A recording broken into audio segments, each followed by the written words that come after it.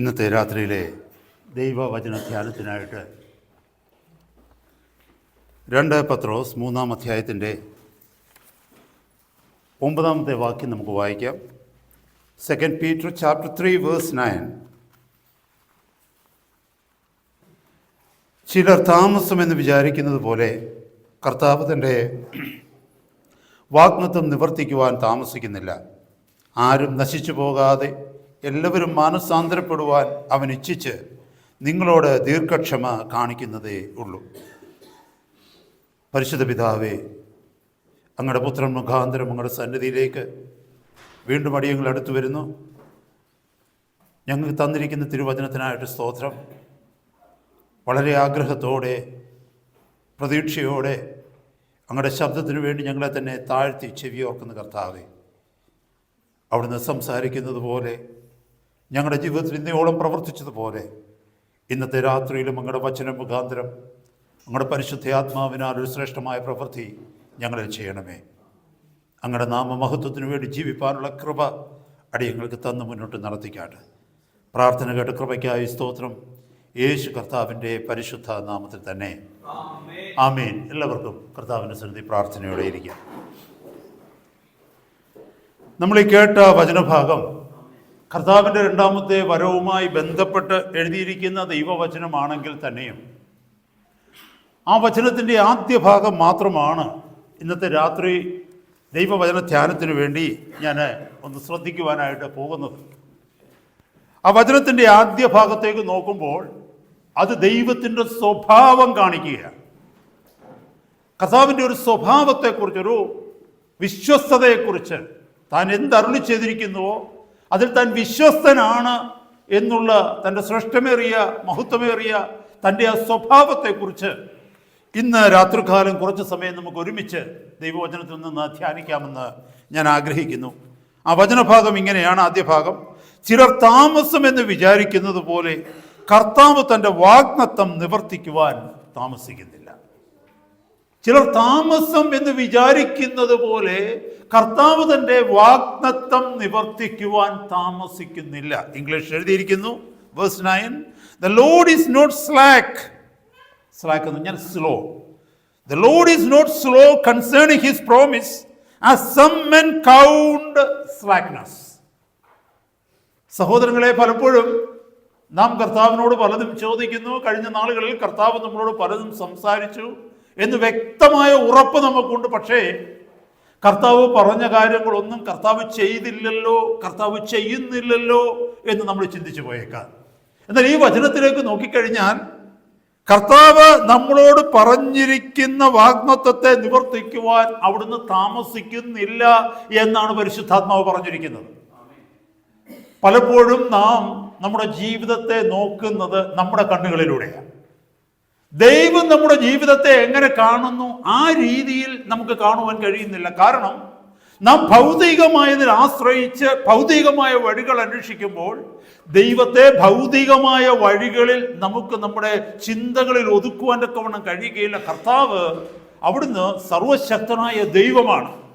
നമ്മൾ കാണുന്നത് നമ്മുടെ പ്രസന്റ് ലൈഫാണ്, അല്ലെങ്കിൽ ജീവിതത്തിൽ ഇന്നയോളം ജീവിച്ച നാളുകളെ, വർഷങ്ങളെ, കടന്നുപോയ അനുഭവങ്ങളെ നമുക്ക് അറിയുവാൻ കഴിഞ്ഞേക്കാം, അതിനെ മനസ്സിലാക്കുവാൻ കഴിഞ്ഞേക്കാം, അതിൽ നിന്ന് പഠിച്ചിട്ടുണ്ടാകാം. അതല്ലെങ്കിൽ ഇന്ന് ഈ പ്രസന്റ് ലൈഫിൽ ഇപ്പം നമ്മൾ കടന്നു പോകുന്ന ജീവിത സാഹചര്യങ്ങളെ അനലൈസ് ചെയ്യുവാനോ അതിനെക്കുറിച്ച് ചിന്തിക്കുവാനോ നമുക്ക് കഴിഞ്ഞേക്കാം. എന്നാൽ ഭാവിയിലേക്ക് നോക്കുവാനും ഭാവിയിൽ നടക്കുവാനുള്ള കാര്യങ്ങളെ മനസ്സിലാക്കുവാനും ഭാവിയിലുള്ള നമ്മുടെ വഴികൾ എങ്ങനെയായിരിക്കുമെന്ന് ഗ്രഹിക്കുവാനും നമുക്ക് ഇന്ന് ഇവിടെ നിന്നുകൊണ്ട് കാണുവാൻ കഴിയുകയില്ല. കാരണം എന്നു ചോദിച്ചാൽ വി ആർ ലിമിറ്റഡ്. പല കാര്യങ്ങളിൽ നമ്മൾ ലിമിറ്റഡ് ആണ്, നമുക്ക് പരിമിതികളുണ്ട്. എന്നാൽ ദൈവം ഒരു കാര്യം സംസാരിക്കുമ്പോൾ, ദൈവം ഒരു കാര്യം പ്രവർത്തിക്കുമ്പോൾ നമുക്കുള്ള പരിമിതിയിൽ നിന്നുകൊണ്ടല്ല ദൈവം പ്രവർത്തിക്കുന്നത്. ശ്രദ്ധിക്കണമേ. നാം പലതും പറയുന്നത്, ചിലപ്പോൾ ഭാവിയെക്കുറിച്ചൊക്കെ നമ്മൾ പലതും പറഞ്ഞെന്നിരിക്കാം, പലർക്കും പല വാഗ്ദത്തങ്ങളും നമ്മൾ കൊടുത്തെന്നിരിക്കാം, ചിലർക്ക് ചില പ്രോമിസസ് ഒക്കെ നമ്മുടെ കുഞ്ഞുങ്ങൾക്ക് കൊടുത്തെന്നിരിക്കാം, മറ്റു പലരോടും പറഞ്ഞെന്നിരിക്കാം. ആ പ്രോമിസസ് ഒക്കെയും പറയുമ്പോൾ നമ്മൾ ആശ്രയിക്കുന്നത് ദൈവത്തിൻ്റെ കരുണയിലാണ്. കാരണം നമ്മൾ നാളെക്കുറിച്ച് പറഞ്ഞിരിക്കുന്ന ആ കാര്യങ്ങൾ സംഭവിക്കുമോ, അതിനെ നിവർത്തിക്കുവാൻ കഴിയുമോ എന്നുള്ളത് നമുക്കറിയത്തില്ല. പക്ഷെ ദൈവം അങ്ങനെയല്ല. ദൈവം ഒരു കാര്യം നമ്മളോട് സംസാരിച്ചാൽ അവിടുന്ന് ഭാവിയെ അറിഞ്ഞു തന്നെയാണ് സംസാരിക്കുന്നത്.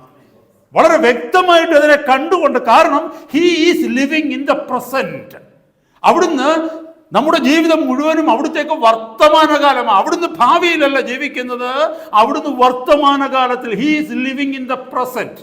V had a past, we have a present and we are going to have a future. നമുക്കൊരു കഴിഞ്ഞ കാലമുണ്ട്, നമുക്കൊരു വർത്തമാനകാലമുണ്ട്, നമുക്കൊരു ഭാവി കാലമുണ്ട്. പക്ഷെ ദൈവത്തെ സംബന്ധിച്ചിടത്തോളം കഴിഞ്ഞ കാലമില്ല, വർത്തമാനകാലമില്ല, ഭാവി കാലമില്ല. ഇതെല്ലാം കർത്താവിനെ സംബന്ധിച്ചിടത്തോളം വർത്തമാനകാലമാണ്. He is living in the present. അപ്പൊ കർത്താവ് നമ്മളോടൊരു കാര്യം പറഞ്ഞു കഴിഞ്ഞാൽ അവിടുന്ന് അത് കണ്ടുകൊണ്ടാണ് സംസാരിക്കുന്നത്. I hope you understand what I am saying. Hallelujah. പക്ഷേ നമ്മുടെ ചോദ്യം ഇതാണ്, കർത്താവ് ഈ പറഞ്ഞിരിക്കുന്ന കാര്യങ്ങൾ പലതും എന്തുകൊണ്ട് വൈകിപ്പോകുന്നു, എന്നാൽ പലതും എന്തുകൊണ്ട് നടക്കാതെ വരുന്നു?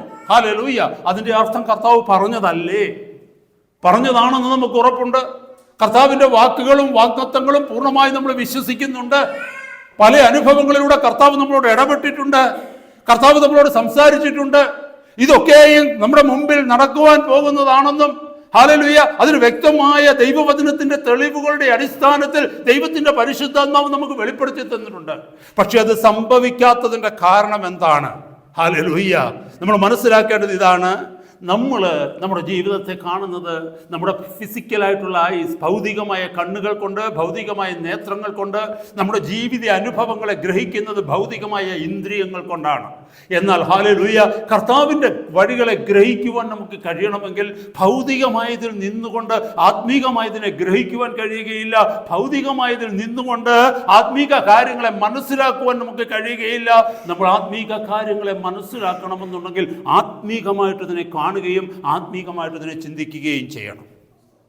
കാരണം എന്നാന്ന് ചോദിച്ചാൽ, യെശയ്യാ പ്രവാചകന്റെ പുസ്തകം 55:8, ഐസയ്യ 55:8, അവിടെ കർത്താവ് പറയുന്നുണ്ട്, എൻ്റെ വിചാരങ്ങൾ നിങ്ങളുടെ വിചാരങ്ങളല്ല, എൻ്റെ വഴികൾ നിങ്ങളുടെ വഴികളുമല്ല. See, this is the point. നമ്മൾ ചിന്തിക്കുന്നത്, നാം ദൈവത്തെ നമ്മളെ പോലെ കണ്ടാ ചിന്തിക്കുന്നത്. Praise God.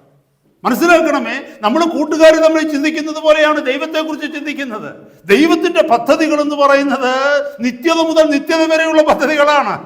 ദൈവം ഒരു കാര്യം നമ്മുടെ ജീവിതത്തിൽ ചെയ്യുമ്പോൾ ഭൗതികമായ വിഷയങ്ങളെ മാത്രം കണക്ക് കൂട്ടിയല്ല കർത്താവ് ചെയ്യുന്നത്, നമ്മുടെ ആത്മീകമായ വിഷയത്തെക്കുറിച്ച് കണക്ക് കൂട്ടിയാണ്. കാരണം കർത്താവിന് അറിയാം, ഭൗതികമായ വിഷയങ്ങളെ കണക്ക് കൂട്ടി അവിടുന്ന് പ്രവർത്തിച്ചാൽ അത് ചില വർഷങ്ങൾ കൊണ്ട് തീർന്നു പോകുന്നതേ ഉള്ളൂ. പക്ഷെ കർത്താവിൻ്റെ പദ്ധതികൾ എന്ന് പറയുന്നത്, ഹല്ലേലൂയ, സ്തോത്രം, നിത്യതയുമായി ബന്ധപ്പെട്ട വിഷയങ്ങളാണ്. അത് ഇന്ന് കർത്താവ് ചെയ്യുന്ന എല്ലാ പ്രവൃത്തികളുടെയും ഇഫക്ട്സ് എന്ന് പറയുന്നത് നിത്യത വരെ നിലനിൽക്കുന്നതാണ്. ഹല്ലേലൂയ. ഇവിടെ യെശയ്യാ പ്രവാചകന്റെ പുസ്തകത്തിൽ കർത്താവ് പറയുകയാണ്, നിങ്ങളുടെ വിചാരങ്ങളല്ല എൻ്റെ വിചാരങ്ങൾ, നിങ്ങളുടെ വഴികളല്ല എൻ്റെ വഴികൾ. ഹല്ലേലൂയ.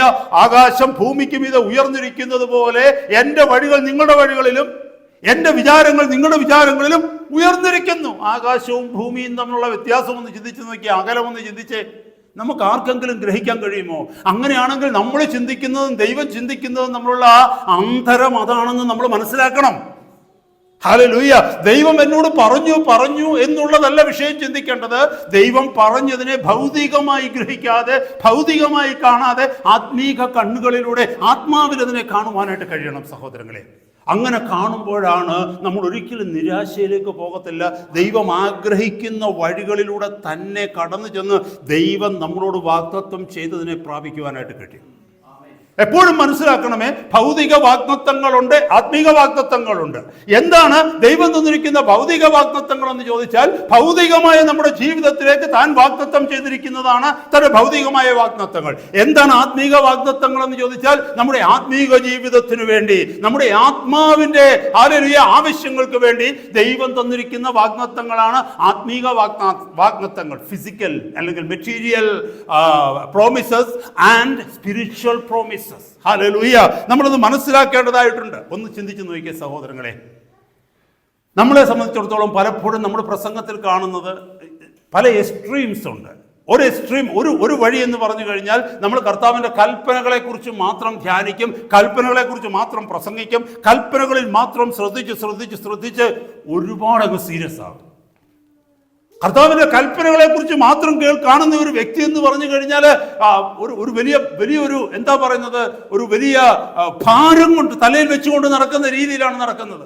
എന്നാൽ വേറൊരു വിഭാഗമുണ്ട്, എന്തുവെന്നറിയാമോ? കർത്താവിന്റെ വാഗ്ദത്തങ്ങൾ മാത്രമേ നോക്കത്തുള്ളൂ, കർത്താവിന്റെ പ്രോമിസസ് മാത്രമേ നോക്കത്തുള്ളൂ. എന്നാൽ ഈ ദൈവവചനത്തിൽ ഇത് രണ്ടും കൂടെ ചേർത്ത് എഴുതിയിരിക്കുന്നത്. വാഗ്ദത്തങ്ങൾ ഇമ്പോർട്ടൻ്റ് അല്ലേ? തീർച്ചയായിട്ടും important. Think of the Bible without the promises. ദൈവവചനത്തിലെ വാഗ്ദത്തങ്ങളെ കുറിച്ച് ഞാൻ വായിക്കുവാൻ ഇടയായത് ഏതാണ്ട് 7586 പ്രോമിസസ് ബൈബിളിൽ ഉണ്ടെന്നാണ് പറയുന്നത്. അതിനകത്ത് 5467 5467 വാഗ്ദത്തങ്ങൾ ദൈവവും മനുഷ്യനുമായിട്ടുള്ള ബന്ധത്തിൽ മനുഷ്യന് ദൈവം തന്നിരിക്കുന്ന വാഗ്ദത്തങ്ങളാണ്. 5467 എന്ന് പറഞ്ഞാൽ മനുഷ്യൻ ഉള്ളിടത്തോളം കാലം കർത്താവിന്റെ വരവ് വരെയും ദൈവത്തിന്റെ സഭ എടുക്കപ്പെടുന്നത് വരെയും മനുഷ്യൻ ഈ ഭൂമിയിൽ ജീവിക്കുവാൻ തക്കവണ്ണം ദൈവം കൊടുത്തിരിക്കുന്ന വാഗ്ദത്തങ്ങളാണ്. ഞാൻ ഇത് നിനക്ക് വേണ്ടി ചെയ്യാം എന്ന് ദൈവം പറഞ്ഞിരിക്കുന്ന വാഗ്ദത്തങ്ങളാണത്. മനസ്സിലാക്കണമേ, അത്രമാത്രം ഇമ്പോർട്ടൻസ് ആണ് പ്രോമിസസ് ഇൻ ദ സ്ക്രിപ്ചേഴ്സ്. അതുമാത്രമല്ല, ദൈവം എവിടെയൊക്കെ വാഗ്ദത്തം ചെയ്തുവോ അവിടെയൊക്കെയും ഒരു കണ്ടീഷൻ എപ്പോഴും പ്രിഫിക്സില്, അതിനെ വാഗ്ദത്തം പറഞ്ഞതിന് പിന്നിൽ ഒരു വ്യവസ്ഥ, ഒരു പ്രമാണം ദൈവം പറഞ്ഞിട്ടുണ്ട്.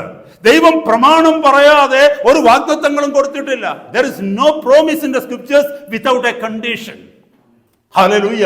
ദൈവത്തിന്റെ തിരുവചനത്തിൽ ഒരു വാഗ്ദത്തം കണ്ടെങ്കിൽ അതിന്റെ പിന്നിൽ ഒരു കണ്ടീഷൻ ഉണ്ട്. പക്ഷെ മനുഷ്യന്റെ പ്രത്യേകത എന്താണെന്നറിയാമോ? നമ്മുടെ കുഞ്ഞുങ്ങളോട് നമ്മൾ എന്തെങ്കിലും പ്രോമിസ് ചെയ്തിട്ട് അതിന്റെ പിന്നിൽ ഒരു കണ്ടീഷൻ വെച്ച് കഴിഞ്ഞാൽ, നീ ഇത് ചെയ്താൽ ഞാൻ ഇത് തരാമെന്ന് കുഞ്ഞുങ്ങളോട് പറഞ്ഞാൽ, മിടുക്കന്മാർ കുഞ്ഞുങ്ങളുടെ പരിപാടി എന്താണെന്നറിയാമോ? ഇത് ചെയ്യാതെ ഇതെങ്ങനെ കിട്ടുമെന്നുള്ളത് ചിന്തിക്കും. മനസ്സിലായോ സഹോദരങ്ങളെ? കാരണം എന്താണെന്ന് ചോദിച്ചാൽ, that is how human mind works. കാരണം ഇത് ചെയ്യുക എന്ന് പറയുന്നത് ഇത്ര പ്രയാസമുള്ള കാര്യമാണ്. ഇത് ചെയ്യാതെ ഇത് കിട്ടാനുള്ള പല വഴിയുമുണ്ടോ? നമ്മളെപ്പോഴും അങ്ങനെയാ ചിന്തിക്കുന്നത്. ഇത് തന്നെയാണ് ആത്മീക ജീവിതത്തിലും നമ്മുടെ ശ്രമം മുഴുവനും. ദൈവം പറയുന്നത് അനുസരിക്കാതെ ദൈവം പറഞ്ഞിരിക്കുന്ന വാഗ്ദത്തങ്ങൾ എങ്ങനെ പ്രാപിക്കാം? പലപ്പോഴും നമ്മൾ ചിന്തിക്കുന്നത് ഇതാണ്: എന്തുകൊണ്ടെൻ്റെ വാഗ്ദത്തങ്ങൾ വൈകിപ്പോകുന്നു? എന്തുകൊണ്ടെൻ്റെ വാഗ്ദത്തങ്ങൾ കിട്ടുന്നില്ല? ദൈവം ആ വാക്ക് പറഞ്ഞിട്ട് ദൈവം മറന്നുപോയതാണോ? പക്ഷെ പ്രിലിമിനറി ആയിട്ട്, പ്രൈമറി ആയിട്ട് നമ്മൾ മനസ്സിലാക്കേണ്ടത്, കർത്താവ് പറഞ്ഞ കണ്ടീഷൻ നമ്മൾ അനുസരിച്ചോ? ഏത് വിഷയവുമായി ബന്ധപ്പെട്ടാണ് അവിടുന്ന് ഈ വാഗ്ദത്തം പറഞ്ഞിരിക്കുന്നത്? ഹല്ലേലൂയ. ഏത് വിഷയവുമായി ബന്ധപ്പെട്ടാണ് ഈ പ്രോമിസ് കർത്താവ് കൽപ്പിച്ചിരിക്കുന്നത്, അല്ലെങ്കിൽ കൽപ്പിച്ച് തന്നിരിക്കുന്നത്? ആ പറഞ്ഞിരിക്കുന്ന കണ്ടീഷൻ, അല്ലെങ്കിൽ ആ പ്രമാണം, അല്ലെങ്കിൽ ആ വ്യവസ്ഥ ഞാൻ ചെയ്തോ എങ്കിൽ മാത്രമേ നമുക്ക് ആ വാഗ്ദത്തത്തെ ധൈര്യമായിട്ട് ദൈവസന്നിധിയിൽ നിന്ന് അവകാശപ്പെടാൻ പറ്റത്തുള്ളൂ സഹോദരങ്ങളെ. ഹല്ലേലൂയ. ദൈവത്തിന്റെ വചനത്തിൽ സങ്കീർത്തനക്കാരൻ ഇങ്ങനെ പാടുന്നുണ്ട്. 119 സങ്കീർത്തനം 49 വാക്യത്തിൽ, നീ എന്നെ പ്രത്യാശിക്കുമാറാക്കിയത് കൊണ്ട് അടിയനോടുള്ള വചനത്തെ ഓർക്കണമേ. Praise God. നീ എന്നെ പ്രത്യാശിക്കുമാറാക്കിയത് കൊണ്ട് അടിയനോടുള്ള വചനത്തെ ഓർക്കണമേ. Remember thy word unto me upon which you caused me to trust in or hope for. Hallelujah. അങ്ങനോട് കൽപ്പിച്ചു തന്നിരിക്കുന്ന ചില വാഗ്ദത്തങ്ങളുണ്ട്. അതാണ് എന്നെ ആശിക്കുമാറാക്കിയത്. ആ ആശ കാത്താണ് ഞാൻ ഇരുന്നത്. അതുകൊണ്ട് എന്നോട് പറഞ്ഞിരിക്കുന്ന വാഗ്ദത്തങ്ങളെ അവിടുന്ന് ഓർക്കണമേ. സങ്കീർത്തനക്കാരൻ പറഞ്ഞതാ. പക്ഷെ ഒരു കാര്യം ഉറപ്പുണ്ട്, സങ്കീർത്തനക്കാരൻ ഈ പ്രാർത്ഥന ദൈവസന്നിധിയിൽ പ്രാർത്ഥിക്കുന്നതിന് മുമ്പ് സങ്കീർത്തനക്കാരൻ തീർച്ചയായിട്ടും ദൈവം പറഞ്ഞിരിക്കുന്ന വ്യവസ്ഥകളൊക്കെ നിവർത്തിച്ച് കാണും. അതല്ല എങ്കിൽ ഒരിക്കലും കർത്താവിന്റെ സന്നിധിയിൽ ഇരുന്നുകൊണ്ട് പറയാൻ പറ്റത്തില്ല, എനിക്ക് തന്ന വാഗ്ദത്തങ്ങളെ നീ ഓർക്കണമേ, കാരണം ഞാൻ അതിൽ പ്രത്യാശ വെച്ചിരിക്കുന്നു. എന്നെ കേൾക്കുന്ന സഹോദരങ്ങളെ, ഭാരങ്ങളുടെ നടുവിൽ, വേദനകളുടെ നടുവിൽ, പ്രശ്നങ്ങളുടെ നടുവിൽ, പ്രതികൂലങ്ങളുടെ നടുവിൽ എല്ലാം ഇരുളായി തോന്നുമ്പോഴൊക്കെയും നമ്മളെ ബലത്തോടെ നിർത്തുന്നത് എന്താണെന്നറിയാമോ? കർത്താവിന്റെ കൽപ്പനകളല്ല, കർത്താവിന്റെ വാഗ്ദത്തങ്ങളാണ്. അവിടുന്ന് എൻ്റെ കൂടെ ഉണ്ടെന്ന്, അവിടുന്ന് എന്നെ കൈവിടത്തില്ലെന്ന്, അവിടുന്ന് എന്നെ കരം പിടിച്ചിരിക്കുന്നുവെന്ന്, അവിടുന്ന് എന്നെ മുന്നേ നടക്കുമെന്ന്, അവിടുന്ന് എനിക്ക് വേണ്ടി വഴിയൊരുക്കുമെന്ന്, അവിടുന്ന് എനിക്ക് വേണ്ടി പാതയൊരുക്കുമെന്ന്, അവിടുന്ന് ചില വാതിലുകൾ എനിക്ക് വേണ്ടി തുറക്കുമെന്ന്. ഇതില്ലെങ്കിൽ നമുക്ക് എങ്ങനെ ഈ ഭൂമി ജീവിക്കാൻ പറ്റും? ഈ വാഗ്ദത്തങ്ങൾ ഇല്ലെങ്കിൽ ഭാവിയെക്കുറിച്ച് നമുക്ക് എങ്ങനെ പ്രത്യാശയോടെ ചിന്തിക്കാൻ പറ്റും? സഹോദരങ്ങളെ, ഇന്നത്തെ രാത്രി വളരെ ആഴമേറിയ ഒരു വിഷയമാണ് നമ്മൾ പഠിക്കാൻ പോകുന്നത്. വളരെ ആഴമേറിയ ഒരു വിഷയമാണ് പഠിക്കാൻ പോകുന്നത്. ദൈവം വാഗ്ദത്തങ്ങളിൽ വിശ്വസ്തനാണെന്ന് ആദ്യം വചനത്തിൽ നമ്മൾ വായിച്ചു. ചിലർ താമസമെന്ന് വിചാരിക്കുന്നത് പോലെ ദൈവം തൻ്റെ വാഗ്ദത്തങ്ങൾ നിവർത്തിക്കുവാൻ താമസിക്കുന്നില്ല. പരിശുദ്ധാത്മാവ് പറഞ്ഞിരിക്കുന്ന ഒരു absolute statement. The Lord is not slacking. The Lord is not slow. And he is not, absent-minded. കർത്താവ് മറന്നു പോകുന്നവനല്ല. താൻ ഒരു വാഗ്ദത്തം പറഞ്ഞിട്ട് ആ വാഗ്ദത്തം താമസിക്കാതെ തന്നെ നിവർത്തിക്കുവാൻ ശക്തനാണവൻ. അങ്ങനെയാണെങ്കിൽ സഹോദരങ്ങളെ, നമ്മൾ ആദ്യം കേട്ടതുപോലെ ആത്മീകവും ഭൗതികവുമായ പല വാഗ്ദത്തങ്ങളും കഴിഞ്ഞ നാളുകളിൽ നമുക്ക് ലഭിച്ചിട്ടുണ്ട്. അതിൽ ചില കാര്യങ്ങളൊക്കെ നടന്ന് കാണുവാനും നടക്കുന്നതിൻ്റെ സമയമൊക്കെ കഴിഞ്ഞുവെന്ന് നമ്മൾ ചിന്തിക്കുന്നുണ്ട്. പിന്നെ എന്തുകൊണ്ട് അത് അനുഭവിക്കുവാൻ നമുക്ക് കഴിയുന്നില്ല? എന്തുകൊണ്ടത് നമ്മുടെ കണ്ണിൻ്റെ മുമ്പിൽ കാണുവാനായിട്ട് കഴിയുന്നില്ല? പിന്നെ അല്ലെങ്കിൽ ഇനി എത്രമാത്രം ഞാൻ അതിലേക്ക് അടുക്കുവാൻ തക്കവണ്ണം ദൂരം ബാക്കിയുണ്ട്? ഇതൊക്കെ നമ്മുടെ മാനുഷികമായ ചിന്തകളിലൂടെ കടന്നു പോകുവാൻ തക്കവണ്ണം സാധ്യതയുണ്ട്. ഇന്ന് രാത്രി നമ്മൾ ചിന്തിക്കാൻ പോകുന്നത് ഇങ്ങനെയാണ്: why do God's promises delay? എന്തുകൊണ്ടാണ് ദൈവത്തിൻ്റെ വാഗ്ദത്തങ്ങൾ വൈകിപ്പോകുന്നത്? എന്തുകൊണ്ടാണ്? കാരണം കർത്താവിൻ്റെ വചനം പറയുന്നു അവൻ താമസിക്കുന്നില്ലെന്ന്. ശ്രദ്ധയോടെ ഈ വചനം കേൾക്കണമേ സഹോദരങ്ങളെ. That is his character. അവന്റെ വചനം പറയുന്നു അവൻ താമസിക്കുന്നില്ലെന്ന്. പക്ഷേ എൻ്റെയും നിങ്ങളുടെയും ജീവിതവുമായി ബന്ധപ്പെട്ട് അത് താമസിച്ചു പോകുന്നു എന്ന് നമുക്ക് തോന്നുന്നു. കർത്താവിൻ്റെ വചനപ്രകാരം അതിൻ്റെ കാരണം എന്തെന്നാണ് ഇന്നത്തെ രാത്രി ദൈവവചനത്തിൻ്റെ ചില ഭാഗങ്ങളിലൂടെ കടന്നുപോയി നമ്മൾ ചിന്തിക്കുന്നത്. ഇത് ചിന്തിക്കുമ്പോൾ നാം നമ്മെ തന്നെ ശോധന ചെയ്യണം. നമ്മുടെ ജീവിതത്തെ ശോധന ചെയ്യണം. ദൈവവുമായിട്ടുള്ള നമ്മുടെ ബന്ധത്തെ ശോധന ചെയ്യണം. നമ്മുടെ ജീവിത ശരിയെ ശോധന ചെയ്യണം. കർത്താവുമായിട്ടുള്ള ഉടമ്പടിയിൽ എവിടെയാണ് വീഴ്ച വന്നു പോയിട്ടുള്ളത് നമ്മളൊന്ന് ശോധന ചെയ്യണം. ലാഘവത്തോട് എടുക്കല്ലോ ദൈവമക്കളെ. ഹല്ലേലൂയ. കാരണം നമ്മുടെ ജീവിതത്തിൽ കർത്താവ് തരാമെന്ന് പറഞ്ഞ കാര്യങ്ങൾ അത് തന്നില്ല എങ്കിൽ, അല്ലെങ്കിൽ അത് ലഭിച്ചില്ല എങ്കിൽ എത്ര വലിയ കുറവാണ് ഉള്ളതെന്നറിയാമോ? ഒന്ന് ഓർത്ത് നോക്കിക്കേ. നമ്മുടെ ജീവിതത്തിൽ കിട്ടേണ്ട ഒരു കാര്യം കിട്ടാതിരുന്നു കഴിഞ്ഞാൽ നമുക്കറിയാം ഈ ഭൂമിയിൽ നമ്മൾ അതിനുവേണ്ടി സമരം ചെയ്യും, അല്ലേ? അത് കിട്ടുവാൻ തക്കവണ്ണമുള്ള പല മാർഗങ്ങളും നമ്മൾ അന്വേഷിക്കും. അത് വാങ്ങിച്ചെടുത്ത് കഴിഞ്ഞിട്ടേ നമുക്ക് ഇരിപ്പുറയ്ക്കത്തുള്ളൂ. പക്ഷേ പലപ്പോഴും ദൈവം തന്നിരിക്കുന്ന വാഗ്ദത്തങ്ങൾ പലതും നമ്മൾ വേണ്ടാന്ന് വെക്കുക. കാരണം എന്താണെന്ന് ചോദിച്ചു കഴിഞ്ഞാൽ അതിൻ്റെ കാരണം എന്താണെന്ന് നമ്മൾ അന്വേഷിക്കുന്നില്ല. നമ്മൾ വിചാരിക്കും നമ്മുടെ തോന്നലാണെന്ന് നമുക്ക് തോന്നും. നമ്മൾ വിചാരിക്കും ദൈവം അങ്ങനൊന്നും പറഞ്ഞിട്ടില്ല. നമ്മൾ വിചാരിക്കും ദൈവം തരുമ്പോൾ തരട്ടെ. ദൈവം തരുമ്പോൾ തരാനിരിക്കുന്നവരല്ല. കിട്ടിയാൽ കിട്ടി, കിട്ടിയില്ലെങ്കിൽ കിട്ടത്തില്ല. അത് മാത്രമേ ഉള്ളൂ. കർത്താവ് തന്നെങ്കിൽ തന്നു, തന്നില്ലെങ്കിൽ തരത്തില്ല. ഹല്ലേലൂയ. അതുകൊണ്ട് എൻ്റെ കർത്താവ് എനിക്ക് തന്നിരിക്കുന്ന വാഗ്ദത്തങ്ങൾ, എൻ്റെ പിതാവ് എനിക്ക് തന്നിരിക്കുന്ന വാഗ്ദത്തങ്ങൾ, ക്രിസ്തുവിൽ എനിക്ക് സ്വർഗം വാഗ്ദത്തം ചെയ്തിരിക്കുന്ന വാഗ്ദത്തങ്ങൾ, അത് ഞാൻ പ്രാപിച്ചെടുക്കേണ്ടിയിരിക്കുന്നു. എങ്കിൽ മാത്രമേ ഈ ഒരു ചെറിയ ജീവിതം ഉപയോഗമുള്ള ഒരു ജീവിതമായി ജീവിക്കാൻ കഴിയൂ, പ്രയോജനമുള്ള ഒരു ജീവിതമായി ജീവിക്കുവാൻ കഴിയും. ഈ ലോക ജീവിതം കഴിഞ്ഞ് കർത്താവിന്റെ മുമ്പിൽ ചെന്നെത്തുമ്പോൾ കർത്താവ് പറയുകയാണെന്ന് വെച്ചോ, നിന്നെക്കുറിച്ചുള്ള എൻ്റെ പദ്ധതികളൊക്കെ ഇതായിരുന്നു ഭൂമിയിൽ, പക്ഷേ you didn't take your life seriously. കർത്താവ് പറയുകയാണെന്ന് കുറിച്ചോ, നിന്നെക്കുറിച്ചുള്ള എൻ്റെ പദ്ധതികളൊക്കെ ഇതായിരുന്നു. These were my plans concerning your life, earthly life, but what sort of a life you lived? കർത്താവ് ചോദിക്കുകയെന്ന് വെച്ചോ, നിന്നെക്കുറിച്ചുള്ള എൻ്റെ പദ്ധതികൾ ഇതായിരുന്നു. ഹല്ലേലൂയ. പക്ഷെ നീ എങ്ങനെ ഒരു ജീവിതം ജീവിച്ചിട്ടാണ് കടന്നു വന്നത്? നമുക്കവിടെ എന്ത് പറയാൻ പറ്റും? കർത്താവ് അങ്ങ് തന്നില്ല എന്ന് പറഞ്ഞു കഴിഞ്ഞാൽ കർത്താവ് പറയും, അങ്ങ് എൻ്റെ വചനത്തിൽ ഞാൻ പറഞ്ഞിരിക്കുന്ന കാര്യങ്ങൾ നിനക്ക് ചെയ്യുവാൻ കഴിഞ്ഞിട്ടില്ല, എന്നെ അന്വേഷിക്കുവാൻ നിനക്ക് കഴിഞ്ഞിട്ടില്ല, എന്നോട് ചോദിക്കുവാൻ നിനക്ക് കഴിഞ്ഞിട്ടില്ല. കർത്താവേ, എന്തു പറ്റി? Why it is happening? Or why didn't you give me? Why are you slow? Or why are you standing afar of me? എന്നിൽ നിന്ന് അകലം പാലിച്ച് എന്തുകൊണ്ടാണ് അങ്ങ് നിൽക്കുന്നത്? എൻ്റെ ജീവിതത്തിലേക്ക് ഇറങ്ങി വരാത്തത് എന്താണ്? അങ്ങ് പറഞ്ഞിരിക്കുന്ന പോലെ എൻ്റെ കരത്തിൽ പിടിക്കാത്തത് എന്താണ്? എനിക്ക് കാഴ്ച തരാത്തത് എന്താണ്? നമുക്കത് ചോദിക്കുവാൻ ഇന്നത്തെ രാത്രി കഴിയണം. ഹല്ലേലൂയ. 4 പ്രധാനപ്പെട്ട കാര്യങ്ങളാണ് ഈ വിഷയവുമായിട്ട് നമുക്ക് കിട്ടിയിരിക്കുന്ന സമയത്തിനുള്ളിൽ ചിന്തിക്കുവാനായിട്ട് ആഗ്രഹിക്കുന്നത്. 1, God has a time. ദൈവത്തിന് ഒരു സമയമുണ്ട്. മറന്നു പോകരുത്. കാരണം വാഗ്ദത്തം തന്നത് ദൈവമാണ്. അത് നമുക്ക് ഇഷ്ടമുള്ള സമയത്തല്ല കിട്ടുന്നത്, ദൈവത്തിന് ഇഷ്ടമുള്ള സമയത്താണ്. Because he only knows the time. Hallelujah. അത് മാത്രമല്ല, God's time is based on his big promises and purposes. ദൈവത്തിൻ്റെ പദ്ധതികളെ ആശ്രയിച്ചാണ് ദൈവം തൻ്റെ ടൈം സെറ്റ് ചെയ്ത് വെച്ചിരിക്കുന്നത്. മനസ്സിലാക്കണമേ. നമ്മളുടെ ഒരു കാര്യം ഓർത്ത് നോക്കി, നമ്മൾ നമ്മുടെ കുഞ്ഞുങ്ങൾക്ക് ഓരോന്ന് വാങ്ങിച്ചു കൊടുക്കുന്നത് അവരുടെ പ്രായമനുസരിച്ചല്ലേ. 3 വീലുള്ള സൈക്കിൾ വാങ്ങിച്ചു കൊടുക്കുന്നത് 16 വയസ്സുള്ള ഒരു കുഞ്ഞിനാണോ? 3 വീലുള്ള ഒരു സൈക്കിൾ കൊടുക്കുന്ന ട്രൈ സൈക്കിൾ ആർക്കാണ് കൊടുക്കുന്നത്? ഒരു 5 വയസ്സ് 6 വയസ്സിന് താഴെയുള്ള കുഞ്ഞുങ്ങൾക്കാണ് 3 വീലുള്ള സൈക്കിൾ നമ്മൾ കൊടുക്കുന്നത്, അല്ലേ? കാരണം 2 വീലുള്ള സൈക്കിൾ കൊടുത്തു കഴിഞ്ഞാൽ എവിടെയും വീണ് കാലും കൈ ഓടിക്കുമെന്നറിയാം. അപ്പോൾ നമ്മളൊരു പ്രായം വെച്ചിട്ടുണ്ട്. ഒരു മൊബൈൽ ഫോൺ ഒരു കുഞ്ഞിന് വാങ്ങിച്ചു കൊടുക്കുന്നത് 6-ാമത്തെ 7-ാമത്തെ വയസ്സിലൊരു മൊബൈൽ ഫോൺ വാങ്ങിച്ച് കുഞ്ഞിന് കൊടുക്കത്തില്ല. അതിനൊരു പ്രായം വെച്ചിട്ടുണ്ട്, ഇല്ലേ? നമ്മൾ ചെയ്യുന്നതിനെല്ലാം നമ്മുടെ കുഞ്ഞുങ്ങൾക്ക് കൊടുക്കുന്ന വാഗ്ദത്തങ്ങൾക്ക് നമ്മളൊരു പ്രായപരിധിയും ഒരു പക്വതയുടെ പരിധിയും നിശ്ചയിച്ചിട്ടുള്ളത് പോലെ തന്നെ ദൈവം നമുക്ക് തരുന്ന വാഗ്ദത്തങ്ങൾക്കും ദൈവം ഒരു കാലപരിധി നിശ്ചയിച്ചിട്ടുണ്ട്. ആ കാലപരിധി എന്തിൻ്റെ വെളിച്ചത്തിലാണെന്നറിയാമോ? ദൈവത്തിന് നമ്മുടെ ജീവിതത്തെക്കുറിച്ചുള്ള പദ്ധതികളുടെ വെളിച്ചത്തിലാണ്. അപ്രകാരം നമ്മൾ ആകുന്നില്ല എങ്കിൽ അവിടുത്തെ സന്നിധിയിൽ പ്രാപിക്കുവാൻ കഴിയുന്നില്ല. ഒരു കുഞ്ഞ് 4 വയസ്സ് 5 വയസ്സ് കഴിഞ്ഞിട്ട് പിന്നെ മുന്നോട്ട് വളരുന്നില്ലെന്ന് വെച്ചോ, പിന്നെ ജീവിതത്തിൽ എന്തെങ്കിലും ബൈസൈക്കിൾ കിട്ടുമോ? ഒരു കുഞ്ഞിൻ്റെ വളർച്ചയിൽ 5-ാമത്തെ വയസ്സ് കൊണ്ട് ആ വളർച്ച അങ്ങ് നിന്നെന്ന് വെച്ചു, എപ്പോഴും 5 വയസ്സിൽ തന്നെ നിൽക്കുകയാണെങ്കിൽ ആ കുഞ്ഞിന് ഒരു ബൈസൈക്കിളിൻ്റെ ആവശ്യമുണ്ടോ? ഒരു കാറ് വാങ്ങിച്ചു കൊടുക്കേണ്ട ആവശ്യമുണ്ടോ?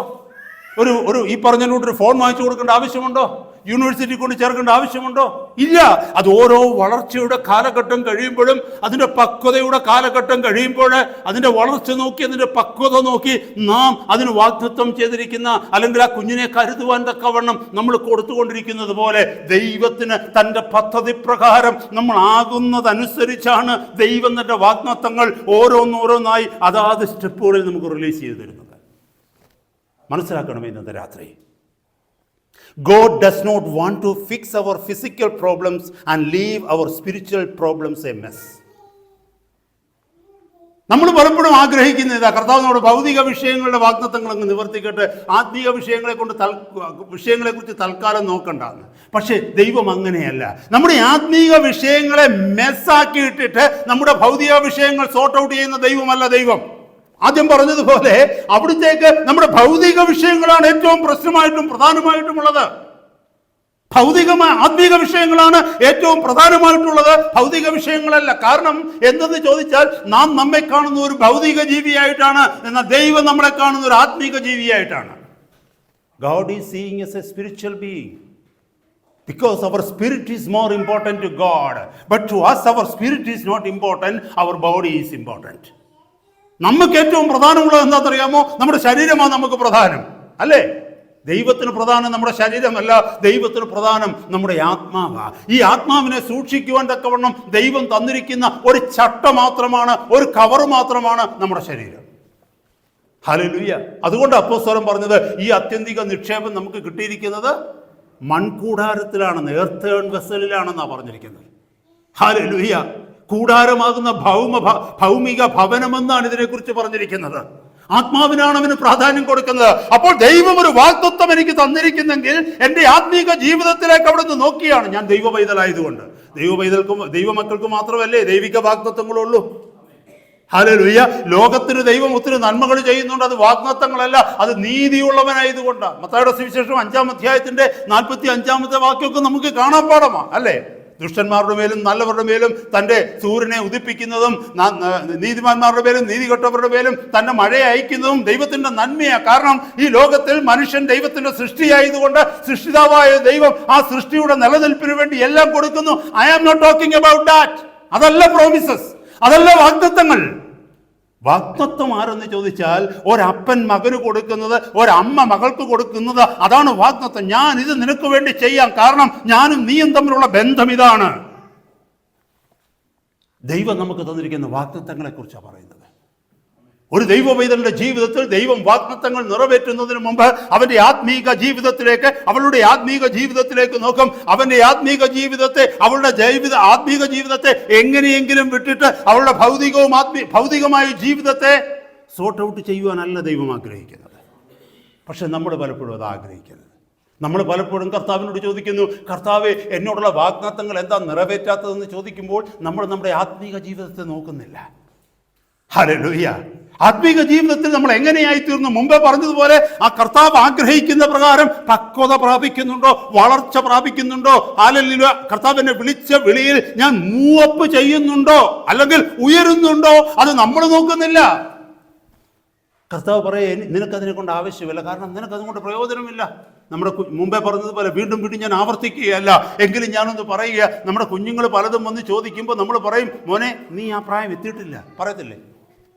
കൂട്ടുകാരുടെ കയ്യിലൊക്കെ ഫോൺ ഇരിക്കുന്ന കാണുമ്പോൾ നമ്മുടെ കൊച്ചു മക്കളൊക്കെ വന്ന് പറയും, പപ്പ മമ്മി എനിക്കൊരു ഫോൺ വേണമെന്ന് പറയുമ്പോൾ നമ്മൾ അവരോട് സ്നേഹത്തോട് പറയും, മക്കളെ നീ അവിടെ എത്തിയിട്ടില്ല, നീ എത്തുമ്പോൾ അത് തരാം.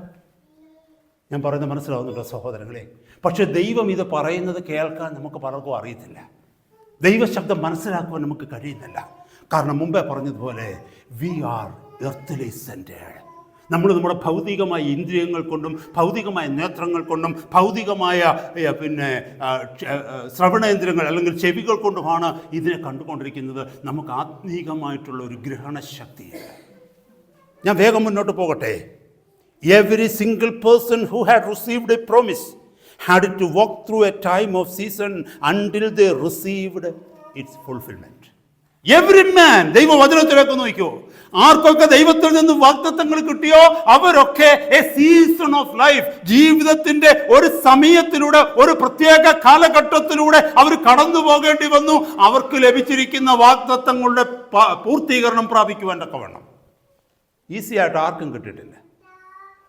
ദൈവത്തിന്റെ വാഗ്ദത്തങ്ങൾ ആർക്കൊക്കെ ദൈവവചനത്തിൽ കിട്ടിയിട്ടുണ്ടോ അവരൊക്കെ ആ വാഗ്ദത്തത്തിന്റെ നിവൃത്തിയിലേക്ക്, ഫുൾഫിൽമെന്റിലേക്ക് വന്നത് എ സീസൺ ഓഫ് ലൈഫ്, ജീവിതത്തിൽ ഒരു കാലഘട്ടം അവർ ആ ജീവിതത്തിൽ കടന്നു, ജീവിതത്തിൽ ജീവിച്ചു തീർത്തതിന് ശേഷമാണ് അവർ ആ വാഗ്ദത്തത്തിൽ എത്തിയത്. എന്നെ കേൾക്കുന്ന ദൈവമക്കളെ, കർത്താവ് തന്നിരിക്കുന്ന വാഗ്ദത്തങ്ങൾ ആത്മീകമോ ഭൗതികമോ ആയിക്കൊള്ളട്ടെ, there is a walk you and I are called to walk. There is a walk. നമ്മളെ ഒരു നടപ്പിന് വിളിച്ചിരിക്കുക കർത്താവ്. ഒരു വഴിയിലൂടെ നമ്മൾ നടന്നേ പറ്റൂ. ആ കാലഘട്ടത്തിൽ ദൈവം പറഞ്ഞിരിക്കുന്ന പ്രകാരം നമ്മൾ ആയിത്തീർന്നെങ്കിൽ മാത്രമേ ആ വാഗ്ദത്തങ്ങളെ പ്രാപിക്കുവാനായിട്ട് കഴിയൂ. മറന്നു പോകരുത്. ഹല്ലേലൂയ. നമുക്കറിയാം, പെട്ടെന്ന് ഞാൻ ഈ വിഷയങ്ങളുമായി ബന്ധപ്പെട്ട് ചില എക്സാമ്പിൾസ് ദൈവവചനത്തിൽ നിന്ന് എടുക്കുന്നുണ്ട്. പക്ഷേ അത് ഒത്തിരി ഇലാബറേറ്റ് ചെയ്യുവാനും ഡിസ്കസ് ചെയ്യുവാനും നമുക്ക് സമയമില്ല. വളരെ ചുരുക്കത്തിൽ മാത്രം പറഞ്ഞ് മുന്നോട്ട് പോവുകയാണ്. ഉൽപ്പത്തി പുസ്തകം 37-ാം അധ്യായത്തിൽ നമ്മൾ യോസഫിനെ കുറിച്ച് കാണുന്നുണ്ടല്ലേ. നമുക്കറിയാം യോസഫിനെ കുറിച്ച് ദൈവത്തിന് വലിയ പദ്ധതികൾ ഉണ്ടായിരുന്നു. ജോസഫ് ഏതാണ്ട് 16-17 വയസ്സുള്ളപ്പോഴാണ് സ്വപ്നം കണ്ടത്.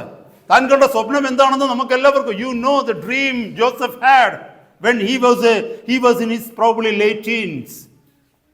ഒരു 16-17 വയസ്സൊക്കെ 16-17 ഒക്കെ ആയപ്പോഴാണ് he had his dream. ആ ഡ്രീമിനെ, സ്വപ്നത്തെ വ്യാഖ്യാനിക്കുവാനുള്ള കൃപ ലഭിച്ചവനാണ് ജോസഫ്, അല്ലേ? താൻ കാണുന്ന സ്വപ്നത്തെ വ്യാഖ്യാനിക്കുവാൻ തക്കവണ്ണമുള്ള ഒരു ദൈവിക കൃപ ജോസഫിനുണ്ട്. അങ്ങനെയെങ്കിൽ തീർച്ചയായിട്ടും എനിക്ക് ഉറപ്പുണ്ട് ജോസഫ് കണ്ട സ്വപ്നത്തിന്റെ അർത്ഥം എന്താണെന്ന് വളരെ വ്യക്തമായിട്ട് ജോസഫിനറിയാം. എന്താണ് അവൻ കണ്ട ഒരു ദർശനം എന്താ, ഒരു സ്വപ്നം എന്താണ്? സൂര്യനും ചന്ദ്രനും നക്ഷത്രങ്ങളും അവനെ നമസ്കരിക്കുന്നതായിട്ടാണ് കണ്ടത്.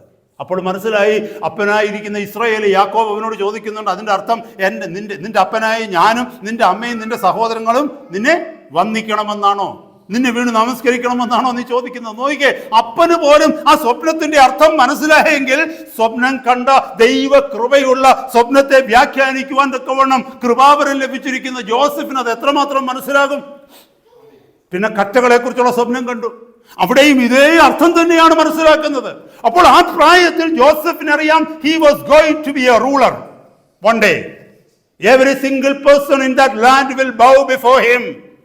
ആ ദേശത്തിലുള്ള ഓരോ വ്യക്തികളും, അപ്പനോ അമ്മയോ ആരുമായിക്കൊള്ളട്ടെ, അവരെന്നെ വണങ്ങുവാനുള്ള ഒരു ദിവസം വരുന്നുവെന്ന് അന്നറിയാം ജോസഫിന്. പക്ഷെ ഉടനെ എന്താ സംഭവിച്ചത്? പിന്നീട് രാജാവിന്റെ സിംഹാസനത്തിൽ ഇരിക്കുമായിരുന്നോ? There was a long way he had to walk until he reached the fulfillment of that promise.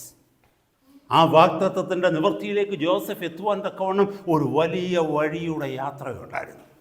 കൂട്ടുകാരവനെ വെറുത്തു, പൊട്ടക്കിണറ്റിലേക്ക് അവനെ എറിഞ്ഞു, അല്ലേ?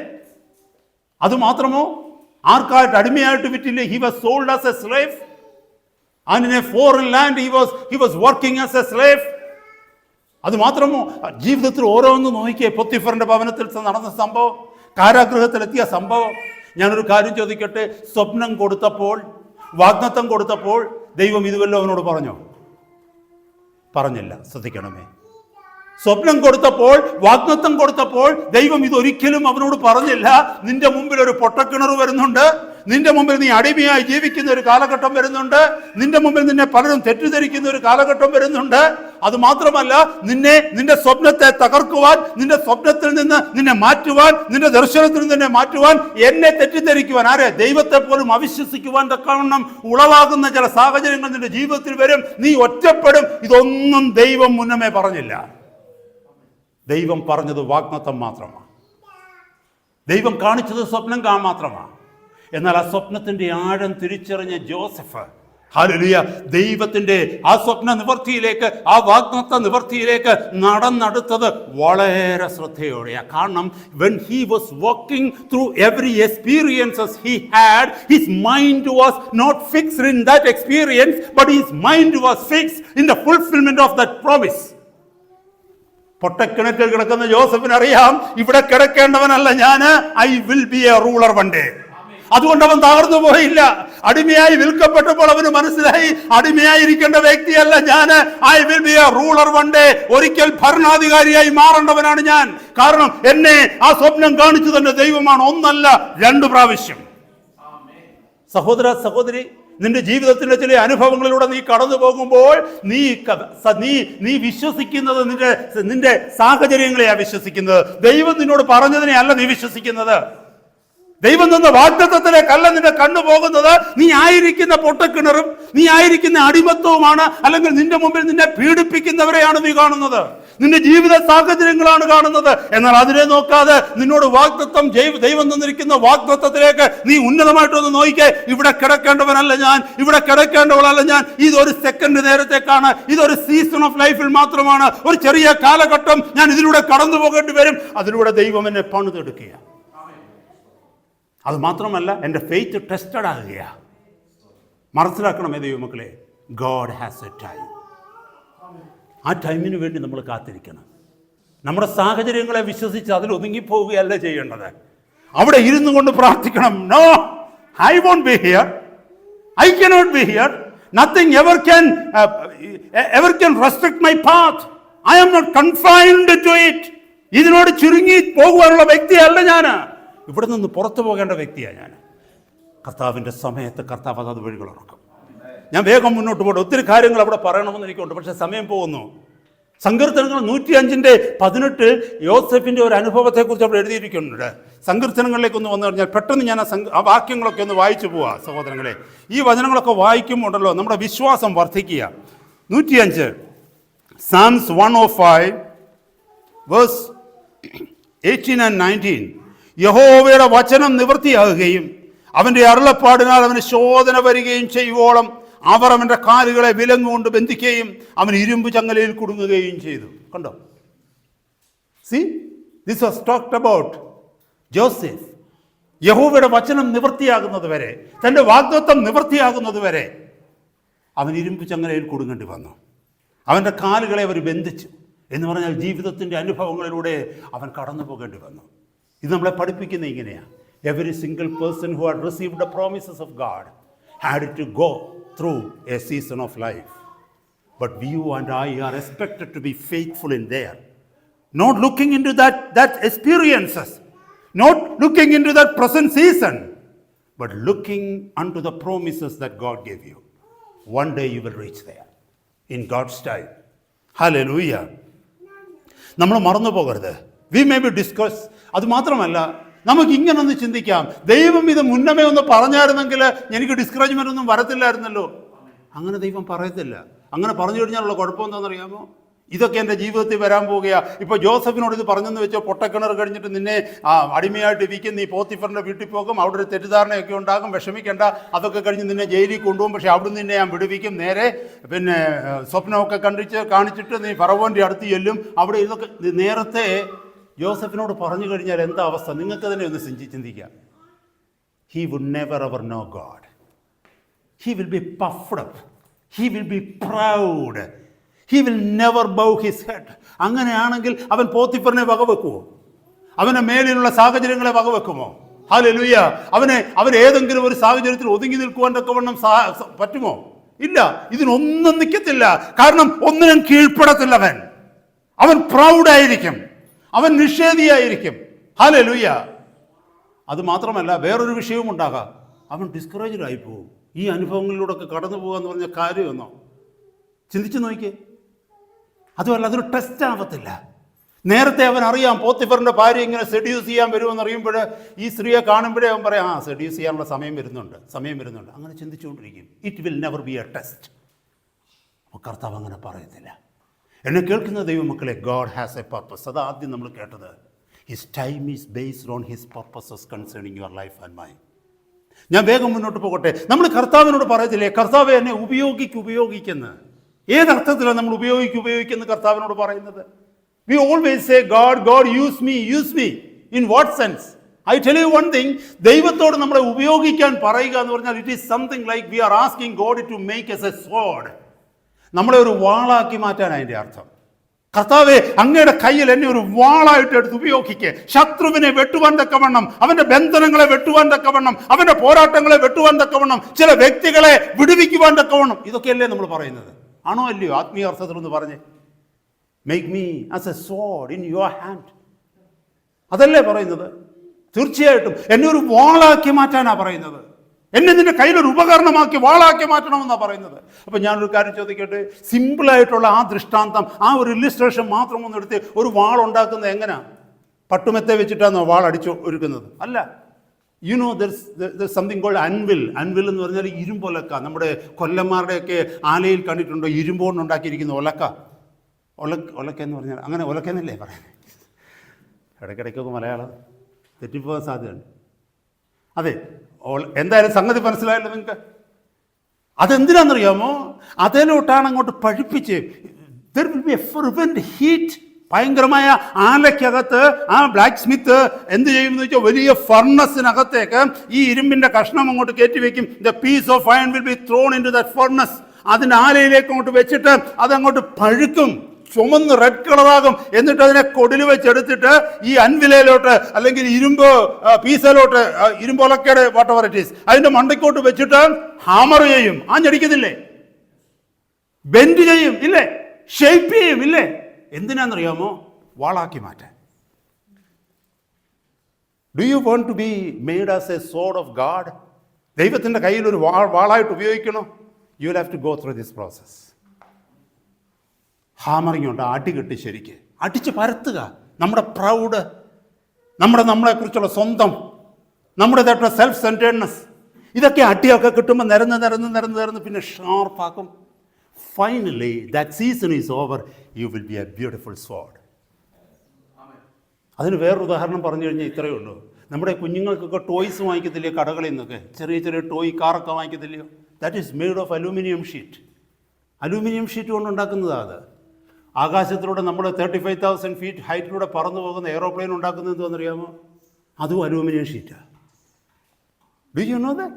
Both are aluminium. What is the difference? ഈ ടോയ് കാർ ഉണ്ടാക്കുന്ന രീതിയിലല്ല അലൂമിനിയത്തിൻ്റെ ട്രീറ്റ്മെൻറ്റ്. അത് ആ എയ്റോപ്ലെയിൻ ഉണ്ടാക്കുന്ന അലൂമിനിയം ഷീറ്റ് എന്ന് പറഞ്ഞാൽ ഈ പറഞ്ഞതിനോട് ഭയങ്കര പ്രോസസ്സിങ്ങിലൂടെ കടന്നു പോകേണ്ടി വരും. I don't know what sort of a centigrade Celsius ഹീറ്റിനകത്തൂടെ ആയിരിക്കും അത് കടന്നു പോകേണ്ടിയിരുന്നത് അതിൻ്റെ ട്രീറ്റ്മെൻറ്റ്. അതുപോലെ തണുപ്പിനകത്തൂടെ, പിന്നെ ചൂടിനകത്ത്, frozen and heating over a period of time. എന്തിനാണെന്നറിയാമോ? ആ അലൂമിനിയത്തെ ഹാർഡ് ആക്കുക. എന്തിനാണ്? 35,000 ഫീറ്റ് ഹൈറ്റിലൂടെ പോകുമ്പോൾ അവിടെ മൈനസ് എത്ര ആയിരിക്കും? അതിനകത്തൂടെ കടന്നു പോകണം. അതുപോലെ താഴേക്ക് വരുമ്പോൾ അവിടെ പ്ലസ് എത്ര ആയിരിക്കും? ക്വസ്റ്റ്യൻ ഇതാ, നിനക്കൊരു ടോയ് ആയിട്ട് തീരാനാണോ ഒരു എയ്റോപ്ലെയിൻ ആയിട്ട് തീരാനാണോ ആഗ്രഹം? കർത്താവേ എന്നെ ഒരു എയ്റോപ്ലെയിൻ ആക്കുക. അങ്ങനെയാണെങ്കിൽ you will have to go through it. ഒരു കുഞ്ഞു ടോയ്, 1 പൗണ്ടിൻ്റെ ഒരു ടോയ് മതിയെങ്കിൽ ഈ അടിയും ഇടിയും തൊഴിയും ഒന്നുമില്ല, വളച്ചൊടിച്ച് പിടിച്ചെടുത്ത് കിടക്കും. No Lord, please use me. എനിക്കൊരു ചെറിയ ജീവിതം മാത്രമേ ഈ ഭൂമിയിലുള്ളൂ. ഏറ്റവും അങ്ങക്ക് പ്രയോജനമായ ഒരു ജീവിതം ജീവിക്കുവാൻ അങ്ങനെ ഉപയോഗിക്കണമെന്ന് നീയും ഞാനും പറയുകയാണെങ്കിൽ you and I are expected to go through this process. കർത്താവേ, ഈ ഒരു ചെറിയ ജീവിതത്തിൽ അങ്ങക്ക് പ്രയോജനപ്പെടുന്ന ഒരു ആയുധമായി, ഒരു ഉപകരണമാക്കി എന്നെ ഉപയോഗിക്കണമെന്ന് നീയും ഞാനും ആത്മാർത്ഥതയോടെ പ്രാർത്ഥിക്കുന്നുവെങ്കിൽ ഈ വെയിറ്റിംഗ് പീരീഡിൽ ഈ അനുഭവങ്ങളിലൂടെ കടന്നു പോകേണ്ടി വരും. ഇതിനകത്തൂടെ കർത്താവ് പണിതെടുക്കുന്നത്. വേഗം പോട്ടെ, സമയം വളരെ അതിക്രമിച്ചു കൊണ്ട് പോവുകയാണ്. അതാണ് ഇംഗ്ലീഷിലൊരു സേയിങ് പറയുന്നത്, faith which is not tested cannot be trusted. ശോധന ചെയ്യപ്പെടാത്ത വിശ്വാസം ആശ്രയിക്കത്തക്ക വിശ്വാസമല്ല. He will test it before he will promote you. എന്നെയും നിങ്ങളെയും പ്രൊമോട്ട് ചെയ്യുന്നതിന് മുമ്പ്, സ്ഥാനക്കയറ്റം തരുന്നതിന് മുമ്പ് ഒരു ടെസ്റ്റ് ഉണ്ട് എപ്പോഴും. ഈ ലോകത്തിൽ ജോലിക്ക് ഒരു സ്ഥാനക്കയറ്റം കൊടുക്കുന്നതിന് മുമ്പ് ഒരു ടെസ്റ്റ് എഴുതുക. എത്രയോ പേര് ടെസ്റ്റുകൾ എഴുതണം. There are many tests, you know. Even for you to join some university course or professional course or something like, you'll have to go through different tests and entrance tests and so many things there.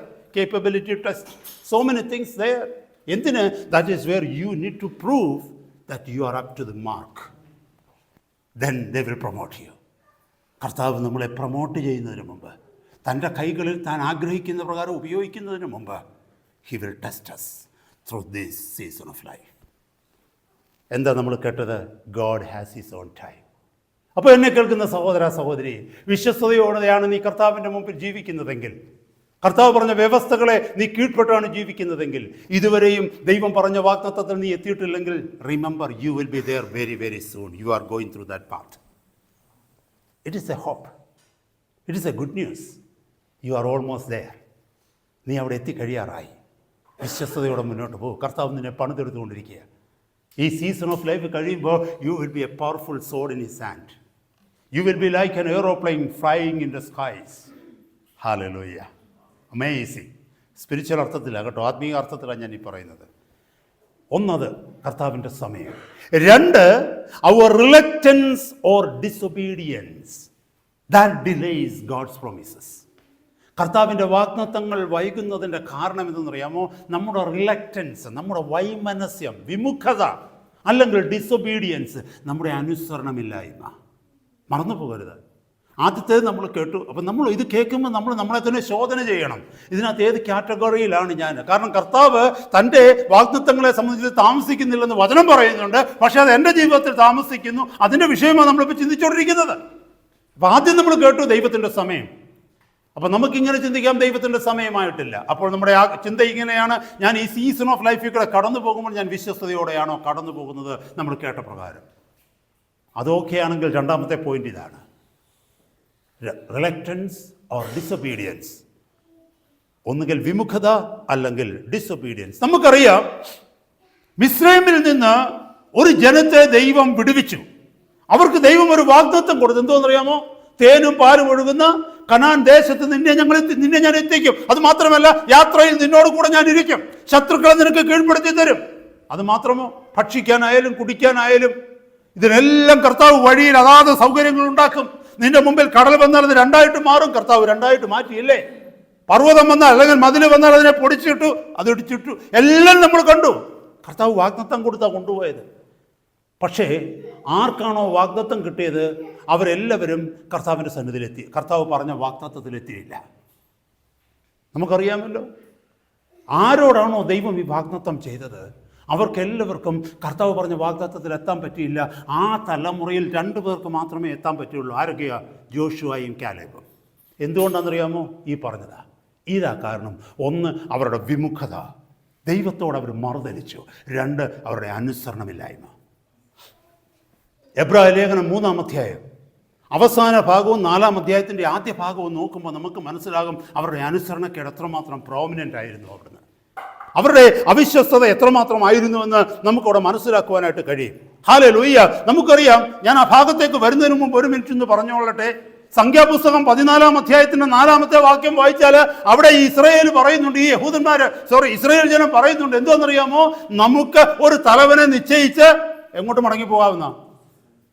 വന്നിടത്തേക്ക് മടങ്ങിപ്പോകാവുന്ന, മിസ്രൈമിലേക്ക് മടങ്ങിപ്പോകാവുന്ന. അവരെ ഇവിടെ വരെ കൊണ്ടുവന്നത് ആരാണ്? ദൈവം നിശ്ചയിച്ച തലവനാണ്. ഇപ്പോൾ അവർ ആഗ്രഹിക്കുന്നത് എന്തെന്നറിയാമോ? മുന്നോട്ട് പോകാനല്ല ആഗ്രഹിക്കുന്നത്, നമ്മുടെ മധ്യത്തിൽ നമുക്കൊരു തലവനെ നിശ്ചയിച്ചിട്ട് പുറകോട്ട് മടങ്ങിപ്പോകാവുന്ന സഭയ്ക്കുള്ളിലെ തെരഞ്ഞെടുപ്പ് ആദ്യം ആരംഭിച്ചത് അവിടെയാണ്. ദൈവം വെച്ചിരിക്കുന്ന വ്യക്തിക്ക് കീഴ്പ്പെടുവാൻ ഒരു മനുഷ്യന് കഴിയാതെ വന്നപ്പോൾ മനുഷ്യർ തമ്മിൽ ആലോചിച്ച് തങ്ങളുടെ മധ്യത്തിൽ നിന്ന് തങ്ങളുടെ ബുദ്ധിപ്രകാരം ഒരുത്തിനെ തിരഞ്ഞെടുത്തു. അതവിടെ ആരംഭിക്കുന്നത്. മനസ്സിലായില്ലെങ്കിൽ ശ്രദ്ധിച്ച് കേൾക്കുക.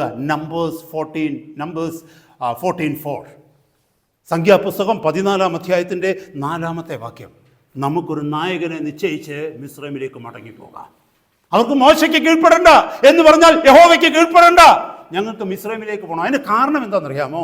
മിസ്രൈം, ശ്രദ്ധിച്ച് കേൾക്കണമേ സഹോദരങ്ങളെ, മിസ്രൈം അവർ വിട്ടെങ്കിലും അവരുടെ ഹൃദയത്തിൽ ഇപ്പോഴും മിസ്രൈമുണ്ട്. ദൈവവചനത്തിൽ പലയിടത്തും നമുക്ക് കാണുവാനായിട്ട് പറ്റും. അവിടുത്തെ ഉള്ളിയും അവിടുത്തെ മത്തങ്ങായും അവിടുത്തെ ചൊരയ്ക്കായും അതൊക്കെ അവരുടെ മനസ്സിൽ ഇപ്പോഴും ഉള്ളത്. അവിടുന്ന് കഴിച്ച മീറ്റ്, അവിടുത്തെ ഇറച്ചി, ഇതൊക്കെയാണ് അവരുടെ ആഗ്രഹം. എന്ന് പറഞ്ഞാൽ അവരുടെ ഹൃദയം മുഴുവനും അവർ മിസ്രൈമിൽ നിന്ന് ഭൗതികമായിട്ട് അകന്നകന്നു പോവുകയാണ്. ഹല്ലേലൂയ, സ്തോത്രം പാടി. പക്ഷേ അവരുടെ ഹൃദയം മുഴുവനും മിസ്രൈമാണ്. ഹൃദയം മുഴുവനും മിസ്രൈമാണെങ്കിൽ ദൈവത്തിൻ്റെ വാഗ്ദത്തം ഹൃദയത്തിനുള്ളിൽ ഇരിക്കുമോ? ഇല്ല. എന്നെ കേൾക്കുന്ന ദൈവമക്കളെ, ഹല്ലേലൂയ, നീ മിസ്രയീമിനെ വിട്ടെങ്കിൽ നിന്റെ ഹൃദയത്തിൽ നിന്ന് മിസ്രയീം മൊത്തമായിട്ട് മാറിയിട്ട് ആ മാറിയിടത്ത് ദൈവത്തിന്റെ വാഗ്ദത്തം നിറയണം. നമ്മുടെ പ്രശ്നം എന്താണെന്നറിയാമോ? നമ്മുടെ ഹൃദയം മുഴുവനും ലോകമാണ്.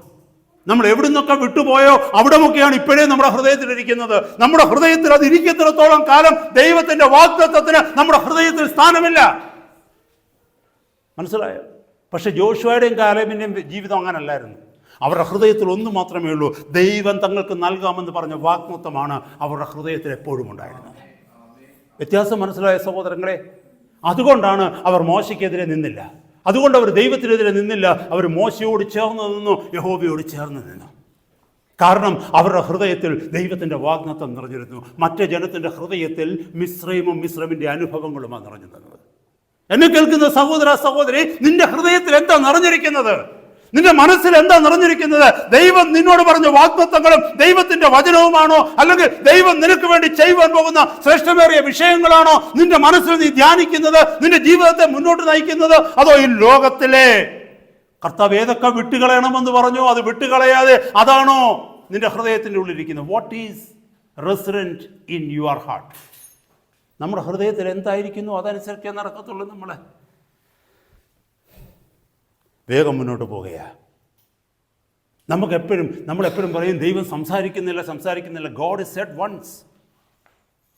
മിസ്രൈമിൽ നിന്ന് ആ ജനത്തെ പുറപ്പെടുവിച്ചപ്പോൾ ദൈവം അവരോട് സംസാരിച്ചു. അവരെ എങ്ങോട്ട് കൊണ്ടുപോകുവാനാണ് പുറപ്പെടുവിച്ചതെന്ന് എല്ലാ ദിവസവും പറയണോ അവരോട്? ദൈവം ഒരിക്കൽ സംസാരിച്ചാൽ അത് മതി. നമുക്കറിയാം വലിയ വലിയ മനുഷ്യരൊക്കെ എപ്പോഴും പറഞ്ഞുകൊണ്ട് നടക്കത്തില്ല. വലിയ വലിയ മനുഷ്യർ, രാജാവൊക്കെ ഉത്തരവിടുക എന്ന് പറഞ്ഞാൽ ഒറ്റ പ്രാവശ്യമേ പറയത്തുള്ളൂ, അല്ലേ? രാജാവൊക്കെ കൽപ്പന കൊടുക്കാന്ന് പറഞ്ഞാൽ ഒറ്റ പ്രാവശ്യം പറയും. നമ്മൾ എപ്പോഴും പറഞ്ഞുകൊണ്ട് നടക്കും. അതിൻ്റെ അർത്ഥം അത്രയും വിലയെ നമുക്കുള്ളത് കൊണ്ടാണ്. അധികാരമുള്ള വ്യക്തിയുടെ ഒറ്റ വാക്കേ ഉള്ളൂ. ആ ഒറ്റ വാക്കെന്ന് പറഞ്ഞാൽ വാക്ക് മാറത്തില്ല. അത് ഉത്തരവാണ്, അല്ലെങ്കിൽ അത് കൽപ്പനയാണ്. ദൈവം ഒരിക്കൽ സംസാരിച്ചാൽ മതി. അത് ലോകത്തിന്റെ പ്രപഞ്ചത്തിന്റെ അവസാനത്തോളം ആ വാക്ക് അതുപോലെ നിലനിൽക്കും. അതുകൊണ്ടാണ് വചനം പറയുന്നത് നിന്റെ വചനം സ്വർഗത്തിൽ എന്നേക്കും സ്ഥിരമായിരിക്കുന്നുവെന്ന്.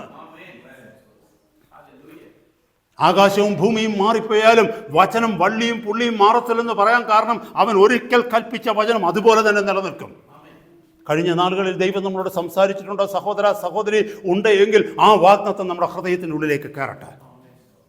ലോകത്തിലുള്ള ചിന്തകളോ ലോകത്തിന്റെ വഴികളോ കടന്നു പോകുന്ന അനുഭവങ്ങളോ വിട്ടുപോകുന്ന അനുഭവങ്ങളോ മറ്റാരെങ്കിലും നിന്റെ മനസ്സോട് പറഞ്ഞ അനുഭവങ്ങളോ അല്ല നിന്റെ ഹൃദയത്തിലേക്കും ചിന്തകളിലേക്കും വരേണ്ടത്.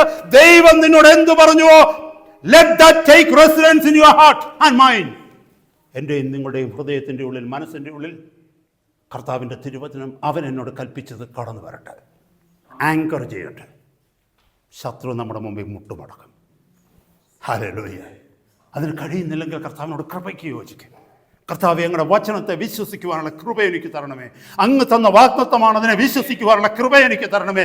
മറ്റൊന്നും എൻ്റെ ഹൃദയത്തെ ചഞ്ചലപ്പെടുത്തുവാൻ തക്കവണ്ണം അവിടുന്ന് അനുവദിക്കരുതേ എന്ന് കർത്താവിനോടൊന്ന് പ്രാർത്ഥിക്കുക. He will give us grace. നമ്മൾ മറ്റു പലതിനും വേണ്ടി ഗ്രേസ് ചോദിക്കുന്നില്ലേ? പാപം ചെയ്യാതിരിക്കാനുള്ള ഗ്രേസ് ചോദിക്കുന്നില്ലേ? കൃപ ചോദിക്കുന്നില്ലേ? കോപിക്കാതിരിക്കാനുള്ള കൃപ ചോദിക്കുന്നില്ലേ? മോഹിക്കാതിരിക്കാനുള്ള കൃപ ചോദിക്കുന്നില്ലേ? പല കൃപ ചോദിക്കുന്നില്ലേ? എന്തുകൊണ്ട് ഈ ഒരു കൃപ ചോദിക്കത്തില്ല? കർത്താവേ, അങ്ങ് തന്ന വാഗ്ദത്തങ്ങളെ വിശ്വസിക്കുവാനുള്ള കൃപ എനിക്ക് തന്നാട്ട്. നമ്മുടെ ഹൃദയത്തിൽ കർത്താവിൻ്റെ വാഗ്ദത്തങ്ങൾ നിറയുമ്പോൾ ആ വാഗ്ദത്തങ്ങളുടെ നിവൃത്തിയിലേക്കായിരിക്കും നമ്മുടെ ലക്ഷ്യം മുഴുവനും. അതല്ലേ അത്ലറ്റായിട്ട് ഒക്കെ ഉള്ളവർ അവരൊക്കെ എന്ന് പറഞ്ഞാൽ അവരുടെ ട്രെയിനിങ് 3, 4, 5 വർഷം അവർ ട്രെയിൻ ചെയ്യും. അടുത്ത കോമ്പറ്റീഷനകത്തേക്ക്, അത് ഒളിമ്പിക്സ് ആയിക്കൊള്ളട്ടെ, ഏഷ്യാഡ് ആയിക്കൊള്ളട്ടെ, കോമൺവെൽത്ത് ഗെയിംസ് ആയിക്കൊള്ളട്ടെ, എന്തും ആയിക്കൊള്ളട്ടെ, അവരുടെ മുമ്പിൽ വരുവാൻ പോകുന്ന ഗെയിമാണ് അവരുടെ മൈൻഡ് മുഴുവനും. രാത്രിയും പകലും എല്ലാം അവരത് ചിന്തിച്ചാണ് ട്രെയിൻ ചെയ്യുന്നത്. അവർ ഭക്ഷണം കഴിക്കുമ്പോൾ ചില നല്ല ഭക്ഷണം ഭാര്യ കൊണ്ട് വെക്കുന്നതിന് അവർ പറയും എനിക്ക് വേണ്ട, ഈ 4 വർഷം കഴിയട്ടെ, പിന്നെ ഞാനിത് കഴിച്ചോളാം. കാരണം അവരുടെ ബോഡി അതനുസരിച്ച് ഡയറ്റൊക്കെ ചെയ്ത് ക്രമീകരിച്ചുകൊണ്ട് വരിക, അല്ലേ? മറ്റു പലരും ഹോളിഡേയ്സിനും അവിടെ ഇവിടെയൊക്കെ പോകുമ്പോൾ ഇവർ വെളുപ്പിന് വേണ്ടിയിട്ട് ട്രെയിനിങ് ഗ്രൗണ്ടിലാണ് ട്രെയിൻ ചെയ്യുക. എന്തിനാണെന്നറിയാമോ? അവരുടെ ഹൃദയം മുഴുവനും നാളെ നടക്കാൻ പോകുന്ന മത്സരമാണ്. നാളെയല്ല, അല്ലെങ്കിൽ അടുത്ത 3 വർഷം കഴിയുമ്പോൾ നടക്കാൻ പോകുന്ന മത്സരമാണ്. അത് അവരുടെ ഹൃദയത്തിൽ നിറയുന്നത് കൊണ്ട് അവരുടെ ലക്ഷ്യം അവിടേക്കായിരിക്കും. നമ്മുടെ ഹൃദയത്തിൽ എന്ത് നിറയുന്നുവോ അതായിരിക്കും നമ്മുടെ ലക്ഷ്യം. ലോകമാണ് നിറയുന്നതെങ്കിൽ നമ്മുടെ ഹൃദയത്തിൽ നമ്മുടെ ലക്ഷ്യം ലോകമായിരിക്കും. കർത്താവിൻ്റെ വാഗ്ദത്ത വചനങ്ങളും അവിടുന്ന് തന്നിരിക്കുന്ന വാഗ്ദത്തങ്ങളുമാണ് എൻ്റെ ഹൃദയത്തിലെങ്കിൽ എൻ്റെ ലക്ഷ്യം അതായിരിക്കും. ഹല്ലേലൂയ. എബ്രായ ലേഖനം 4:2 കേൾക്കുന്നുണ്ട്. ഞാൻ ആ വാക്യം ഒന്ന് വായിച്ച് കേൾപ്പിക്കട്ടെ സഹോദരങ്ങളെ. എബ്രായർ 4:2 അവിടെ പറയുന്നു, അവരെ പോലെ നാമം, ആരെ പോലെ? ഇപ്പം ഈ പറഞ്ഞ ജനത്തെ പോലെ നാമം ഒരു സദ്വർത്തമാനം കേട്ടവർ ആകുന്നുവെങ്കിലും കേട്ടവരിൽ വിശ്വാസമായി പരിണമിക്കായിക്കൊണ്ട് കേട്ട വചനം അവർക്ക് ഉപകാരമായി വന്നില്ല. അവർക്ക് ഉപകാരമായി വന്നില്ല. ഇവിടെ പുതിയ നിയമത്തിൻ്റെ താളുകളിൽ നമുക്ക് ദൈവസഭയ്ക്ക് എഴുതിയിരിക്കുക നിങ്ങൾക്കും ഉപകാരമായിട്ട് വരത്തില്ല. കാരണം എന്താ? നിങ്ങളത് വിശ്വസിക്കുന്നില്ലെങ്കിൽ. ഒന്നാമത്തെ വാക്യം പറയുന്നു, അവൻ്റെ സ്വസ്ഥതയിൽ പ്രവേശിക്കുവാനുള്ള വാഗ്ദത്തം ശേഷിച്ചിരിക്കുകയാൽ നിങ്ങളിൽ ആർക്കെങ്കിലും അത് ലഭിക്കാതെ പോയി എന്ന് വരാതിരിക്കാൻ നാം ഭയപ്പെടുക. എന്നിട്ടാണ് ഈ വാക്യം പറഞ്ഞിരിക്കുന്നത്. അവർക്ക് സംഭവിച്ചതുപോലെ നമുക്കും സംഭവിക്കാൻ സാധ്യതയുണ്ട്. അവരെ മിസ്രൈമിൽ നിന്ന് വിടുവിച്ചതുപോലെ നമ്മളെ ലോകത്തിൽ നിന്ന് കർത്താവ് വിടുവിച്ചതാ, പാപത്തിൽ നിന്ന് വിടുവിച്ചതാ, ശത്രുവിൻ്റെ കയ്യിൽ നിന്ന് വിടുവിച്ചതാ. വീണ്ടും ലോകത്തെക്കുറിച്ചും പാപത്തെക്കുറിച്ചും ശത്രുവിൻ്റെ അവൻ നമ്മളെ തോൽപ്പിച്ച വഴികളിലുമാണ് നമ്മുടെ ജീവിതം, നമ്മുടെ ഹൃദയത്തിൽ ഇപ്പോഴും ഇരിക്കുന്നതെങ്കിൽ നമ്മളും വാഗ്ദത്തം നിവൃത്തി പ്രാപിക്കത്തില്ലെന്നാണ് കർത്താവിൻ്റെ ആത്മാവ് നമ്മളെ വരെ ഓർമ്മിപ്പിക്കുന്നത്. സഹോദരന്മാരെ, സഹോദരിമാരെ, കർത്താവ് നമ്മളെക്കുറിച്ച് ആഗ്രഹിക്കുന്നത് വളരാൻ വേണ്ടിയാണ്, വളർത്താൻ വേണ്ടി. നമ്മുടെ കുഞ്ഞിനെക്കുറിച്ച് നമ്മൾ ആഗ്രഹിക്കുന്നത് കുഞ്ഞ് വളരാനല്ലേ? കുഞ്ഞുങ്ങൾ 8 കുഞ്ഞുങ്ങളുണ്ടെങ്കിലും 5 കുഞ്ഞുങ്ങളുണ്ടെങ്കിലും ഒരു കുട്ടിയേ ഉള്ളതെന്ന് പറഞ്ഞാലും നമുക്ക് കുഞ്ഞിനെക്കുറിച്ചുള്ള ആഗ്രഹം കുഞ്ഞ് വളരണമെന്നാണ്, നമ്മളെപ്പോലെ ആയിത്തീരണം, അല്ലെങ്കിൽ നമ്മളെക്കാൾ ബെറ്റർ ആയിത്തീരണമെന്നാണ്, അല്ലേ? നമ്മളെക്കാൾ ഉയരണമെന്നാണ്, അല്ലേ? ഒരു മനോഹരമായ വാക്യമുണ്ട് 1 കൊരിന്ത്യർ 3-ാം അധ്യായത്തിൽ ദൈവസഭയെക്കുറിച്ച്, ദൈവജനത്തെക്കുറിച്ച് പരിശുദ്ധാത്മാവ് അപ്പോസ്തലനായ പൗലോസിനോട് എഴുതിയിരിക്കുന്നു. 1-ാമത്തെ വാക്യം, 1 Corinthians 3:1, 1 കൊരിന്ത്യർ 3:1. എന്നാൽ സഹോദരന്മാരെ, നിങ്ങളോട് എനിക്ക് ആത്മീകന്മാരോട് എന്ന പോലെ അല്ല, ജഡീകന്മാരോട് എന്ന പോലെ, ക്രിസ്തുവിൽ ശിശുക്കളായവരോട് എന്ന പോലെ അത്രേ സംസാരിക്കുവാൻ കഴിഞ്ഞുള്ളൂ. കണ്ടോ? അപ്പോൾ ദൈവസഭയിൽ ഇരിക്കുന്നവരെല്ലാവരും ഉപദേഷ്ടാക്കന്മാരൊന്നും അല്ല കേട്ടോ. ജഡീകന്മാരുണ്ട്, ക്രിസ്തുവിൽ ശിശുക്കളായിരിക്കുന്നവരുണ്ട്. 30-35 വർഷമായി കാണും കർത്താവിനെ അറിഞ്ഞതും സഭയ്ക്കകത്ത് വരാൻ പോയതും. പക്ഷേ ഇപ്പോഴും ശിശുവാണ്. ശിശുവിൻ്റെ സ്വഭാവം എന്താണെന്നറിയാമോ? കാണുന്നതെല്ലാം പിടിവാശി, ദേഷ്യം വരും, എന്തെങ്കിലുമൊക്കെ എടുത്തെറിയും, വായി വരുന്നതൊക്കെ വിളിച്ചു പറയും. ഇതാ ശിശുക്കളുടെ പ്രശ്നം, അല്ലേ? ചിന്തിക്കേണ്ടതാ സഹോദരങ്ങളെ. ഇതൊക്കെ നമ്മുടെ വായിലൂടെ വരുവാണെങ്കിൽ നമ്മളൊരു ശിശുവിനെ പോലെ ആവശ്യമില്ലാത്ത പിടിവാശി, പ്രധാനമില്ലാത്ത കാര്യങ്ങൾക്ക് വേണ്ടി നമ്മുടെ കുഞ്ഞുങ്ങൾ തമ്മിൽ അടിയുണ്ടാക്കുന്നത് എന്തിനാണ്? വലിയ വിഷയങ്ങൾക്ക് വേണ്ടിയാണോ? അല്ല. അവരുടെ കയ്യിലിരിക്കുന്ന കളിപ്പാട്ടം വേറൊരുത്തം വാങ്ങിച്ചു, അതാ വിഷയം. ഭയങ്കര പ്രശ്നമായിരിക്കും, അല്ലേ? അങ്ങോട്ടും ഇങ്ങോട്ടും കല്ലെടുത്ത് എറിയുന്നത് എന്തിനാ പിള്ളേർ? അങ്ങോട്ടും ഇങ്ങോട്ടും അടി കൂടുന്നത് എന്തിനാ പിള്ളേർ? ഇതൊന്നും വലിയ വിഷയങ്ങളൊന്നുമല്ല, ഒരു നിസ്സാര വിഷയങ്ങളാണ്. സഹോദരന്മാരെ, സഹോദരിമാരെ, ദൈവസഭയ്ക്കകത്ത് നമ്മുടെ ചിന്തകളൊക്കെ അങ്ങനെയാണെങ്കിൽ ഈ പറഞ്ഞതുപോലെ നമ്മൾ ശിശുക്കളാണ്, ജഡീകന്മാരായിരിക്കും. അപ്പോൾ ദൈവസഭയ്ക്കകത്ത് ജഡീകന്മാരും ശിശുക്കളും ഇങ്ങനെയൊക്കെ ഉള്ളത്തുങ്ങളെ വളർത്തിയെടുക്കുക എന്നുള്ളത് ദൈവത്തിൻ്റെ പദ്ധതിയാണ്. അതിന് അവിടുന്ന് ചിലപ്പോൾ വാഗ്ദത്തങ്ങളെ താമസിപ്പിച്ചെന്നിരിക്കും. അപ്പോൾ ഈ ശിശുവിൻ്റെ സ്വഭാവം കാണിക്കുന്ന, ജഡീകൻ്റെ സ്വഭാവം കാണിക്കുന്ന ഒരു സഹോദരൻ അല്ലെങ്കിൽ സഹോദരി ഇരുന്ന് പറയുക എന്ന് വെച്ചോ ദൈവത്തിൻ്റെ വാഗ്ദത്തം എന്താ താമസിക്കുന്നത്? സഹോദര, സഹോദരി, it is because of your reluctance and disobedience. ദൈവസന്നിധിയിൽ കാണിക്കുന്ന നിന്റെ വിമുഖതയും നിന്റെ അനുസരണമില്ലായ്മയുമാണ് ദൈവം നിനക്ക് തന്നിരിക്കുന്ന വാഗ്ദത്തങ്ങളെ താമസിപ്പിക്കുന്നത്, അല്ലാതെ അവിടുന്ന് അവിശ്വസ്തനായതുകൊണ്ടല്ല. വചനം പറയുന്നു, നിങ്ങൾ ചിലർ ചിന്തിക്കുന്നത് പോലെ അവൻ തന്റെ വാഗ്ദത്തങ്ങളെ താമസിപ്പിക്കുന്നില്ല. മറന്നു പോകരുത് സഹോദരങ്ങളെ. ഞാൻ വേഗം മുന്നോട്ട് പോകുകയാണ്. Praise God. എബ്രായ ലേഖനം 6-ാം അധ്യായത്തിൽ കഴിഞ്ഞ രാത്രി നമ്മൾ ആ വചനത്തിൻ്റെ ഒരു ഭാഗം ശ്രദ്ധിച്ചായിരുന്നു. 11-12 വാക്യങ്ങളിലേക്ക് നോക്കിയേ. എന്നാൽ നിങ്ങൾ ഓരോരുത്തൻ പ്രത്യാശയുടെ പൂർണ്ണനിശ്ചയം, ഹീബ്രൂസ് ചാപ്റ്റർ 6 വേഴ്സസ് 11 and 12, 11-12 വാക്യങ്ങൾ. എന്നാൽ നിങ്ങൾ ഓരോരുത്തൻ പ്രത്യാശയുടെ പൂർണ്ണനിശ്ചയം പ്രാപിക്കുവാൻ അവസാനത്തോളം ഒരുപോലെ ഉത്സാഹം കാണിക്കണമെന്ന് ഞങ്ങൾ ആഗ്രഹിക്കുന്നു. കുറച്ച് ദിവസമല്ല, അവസാനത്തോളം, until you and I leave this earth. ഈ ലോകം വിട്ടുപോകുന്നത് ഒരേ ഉത്സാഹം കാണിക്കണം. അങ്ങനെ നിങ്ങൾ മന്ദതയുള്ളവരാകാതെ വിശ്വാസത്താലും ദീർഘക്ഷമയാലും വാഗ്ദത്തങ്ങളെ അവകാശമാക്കുന്നവരുടെ അനുകാരികളായിത്തീരും. വാഗ്ദത്തങ്ങളെ അവകാശമാക്കണമെന്നുണ്ടെങ്കിൽ നമ്മൾ എന്താ ചെയ്യണമെന്നറിയാമോ? വിശ്വാസത്താലും ദീർഘക്ഷമയാലും മന്ദതയില്ലാതെ വാഗ്ദത്തങ്ങളെ അവകാശമാക്കണം.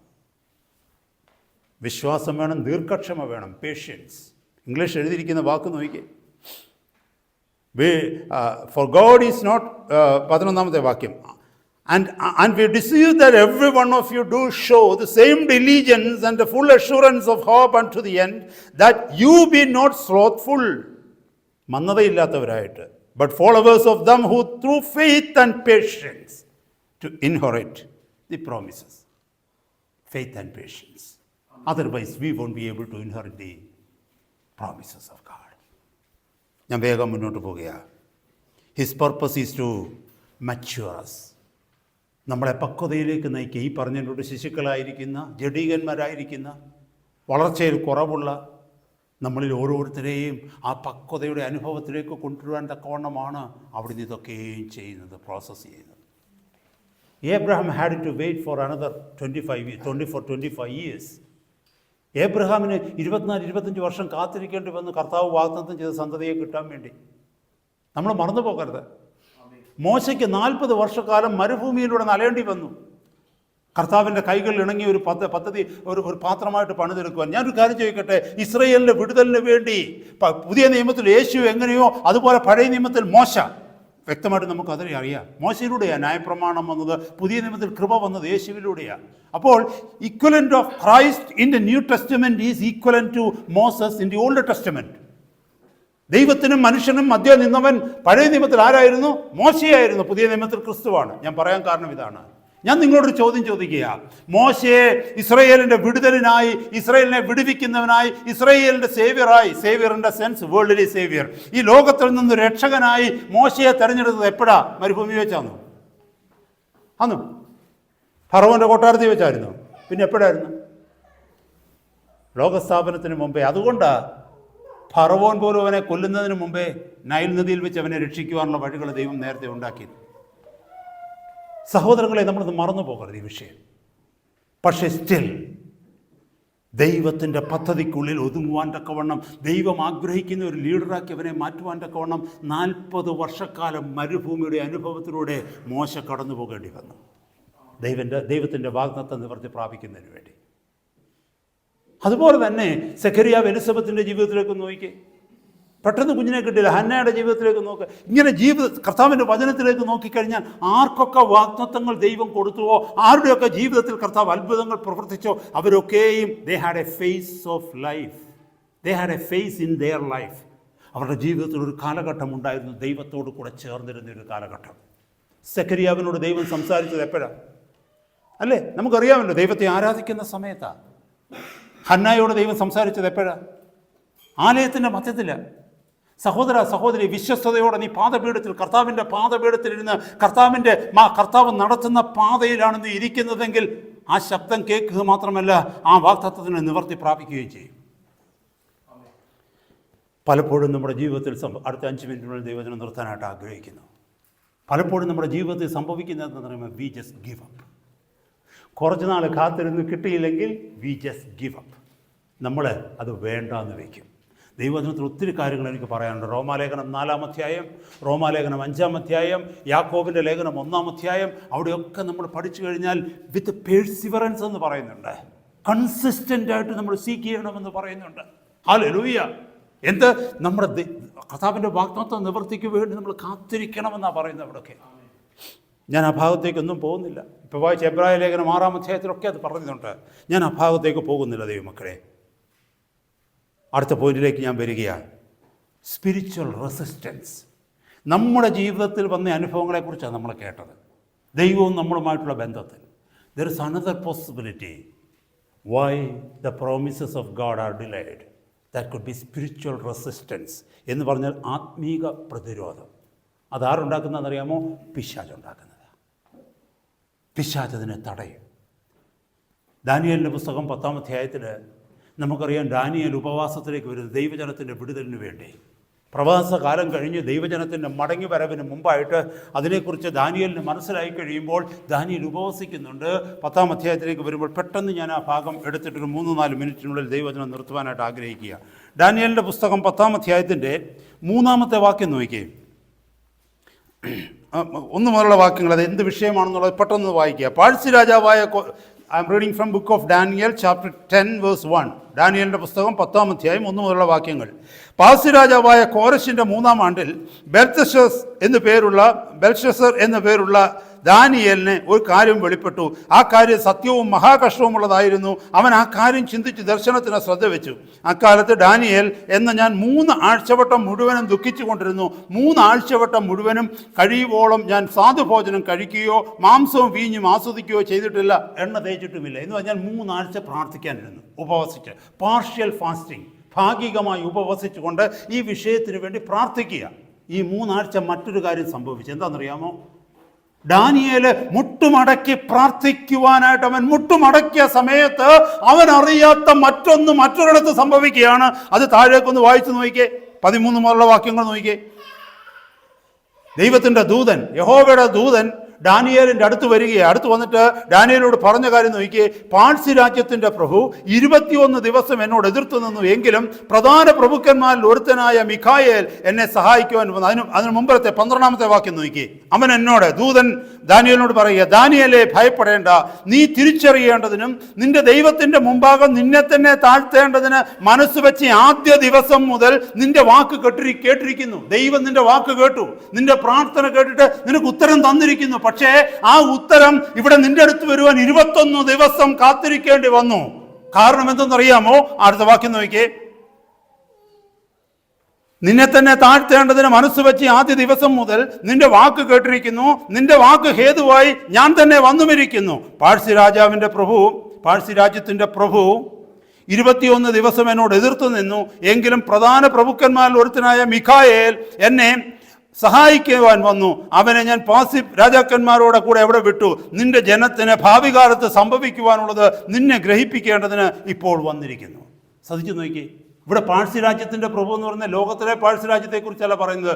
പാഴ്സി രാജ്യത്തിൻ്റെ അധിപതിയായി ആകാശമണ്ഡലത്തിൽ വിരാജിക്കുന്ന ദുഷ്ടദേശാധിപതി. ആ ദേശത്ത് ദൈവജനത്തിന് വിടുതൽ കൊടുക്കാതെ അവരുടെ അനുഗ്രഹത്തിന് തടസ്സം നിന്നുകൊണ്ട് ഭൂമണ്ഡലത്തിനപ്പുറത്ത് ആകാശമണ്ഡലത്തിൽ അദൃശ്യ ലോകത്തിൽ ദൈവജനത്തിൻ്റെ വിടുതലിന് തടസ്സം സൃഷ്ടിച്ചുകൊണ്ട് നിൽക്കുന്ന പ്രഭുവിനെ കുറിച്ചാണ് പറയുന്നത്. ഡീമണിനെ കുറിച്ച്, ഹൈ റാങ്ക് ഡീമണിനെ കുറിച്ചാണ് പറയുന്നത്. ഈ വിൽ സ്പിരിറ്റ്സിനെ കുറിച്ചാണ് അവിടെ പറയുന്നത്. ഈ എസ്കറ്റോളജി ഒക്കെ പഠിച്ചു കഴിയുമ്പോഴും അല്ലെങ്കിൽ അങ്ങനെയുള്ള വിഷയങ്ങളെക്കുറിച്ചൊക്കെ പഠിക്കുമ്പോൾ ഇതിനെക്കുറിച്ച്, ഈ ദർശനത്തെക്കുറിച്ചൊക്കെ നമുക്ക് മനസ്സിലാക്കുവാനായിട്ട് കഴിയും. കുറേ കഴിയുമ്പോൾ, പഠിക്കുമ്പോൾ, മുന്നോട്ട് പഠിച്ചു കഴിയുമ്പോൾ. ഹല്ലേലൂയ.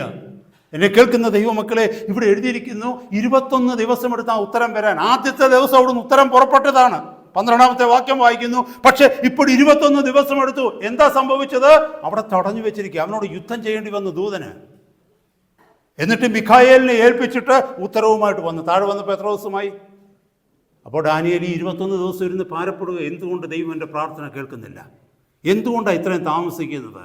പക്ഷേ ഇതാ സംഭവിച്ചുകൊണ്ടിരുന്നത്. സഹോദര സഹോദരി, ഞാൻ എൻ്റെ വാക്കുകളെ നിർത്തുകയാണ്. എഫേസ്യ ലേഖനം 6-ാം അധ്യായത്തിൽ 10 മുതലുള്ള വാക്യത്തിൽ പറയുന്നു, നമുക്ക് പോരാട്ടമുള്ളത് ജഡരക്തങ്ങളോടല്ല, വാഴ്ചകളോടും അധികാരങ്ങളോടും ഈ അന്ധകാര ലോകത്തിൻ്റെ സകല ദുഷ്ടാത്മശക്തികളോടുമാവും നമുക്ക് പോരാട്ടമുള്ളത്. 10 മുതലുള്ള വാക്യങ്ങൾ താഴേക്ക് വായിച്ചു വരുമ്പോൾ ആർമർ ഓഫ് ഗോഡിനെ കുറിച്ച് പറയുന്നുണ്ട്. ദൈവത്തിൻ്റെ സർവായുധവർഗം ധരിക്കേണ്ടതിനെക്കുറിച്ച്. ഈ ശത്രുവിൻ്റെ തന്ത്രങ്ങളോട് എതിർത്ത് നിൽപ്പാൻ, അവനെ ജയിപ്പാൻ തക്കവണ്ണം. ഞാൻ ആ ഭാഗത്തേക്കൊന്നും പോകുന്നില്ല. സഹോദരങ്ങളെ, this is another reason why the promises of God are delayed. ഞാൻ എൻ്റെ വാക്കുകളെ നിർത്തുക, സമയം മുന്നോട്ട് പോയതുകൊണ്ട്. ലൂക്കോസിന് ശേഷം 11-18 അധ്യായങ്ങളിലൊക്കെ പറയുന്നുണ്ട് മടുത്തു പോകാതെ നമ്മൾ പ്രാർത്ഥിക്കേണ്ടതിൻ്റെ ആവശ്യകതയെക്കുറിച്ച്. മടുത്തു പോകാതെ ദൈവസന്നിധിയിലിരുന്ന് ജാഗരിക്കേണ്ടതിൻ്റെ ആവശ്യകതയെക്കുറിച്ച്. നമ്മളെ ആക്കി വെച്ചിരിക്കുന്നിടത്ത് വിശ്വസ്തയോടെ കർത്താവിൻ്റെ വ്യവസ്ഥകൾക്ക് കീഴ്പ്പെട്ട് പെർസിസ്റ്റൻ്റായിട്ട് മുന്നോട്ട് പോകുന്നതിൻ്റെ ആവശ്യകതയെക്കുറിച്ചൊക്കെ അവിടെ നമ്മൾ വായിക്കുന്നുണ്ട്. എന്തിനെന്ന് ചോദിച്ചാൽ, we don't know why the promises are delayed, but you and I can understand the first 3 reasons, but the last reason only God knows. He will deal with it. കർത്താവ് നമ്മൾ ഏറ്റവും ഒടുവിൽ കേട്ട വിഷയം അത് കർത്താവിൻ്റെ കരങ്ങളിൽ കൊടുക്കുക. കർത്താവ് അത് ഡീൽ ചെയ്യും. ഹല്ലേലൂയ. കർത്താവിൻ്റെ സന്നിധിയിലേക്ക് നമ്മളെ തന്നെ താഴ്ത്തി കൊടുക്കാം. കേൾപ്പിച്ച വചനത്തിനായിട്ട് കർത്താവിന് സ്തോത്രം ചെയ്യാം.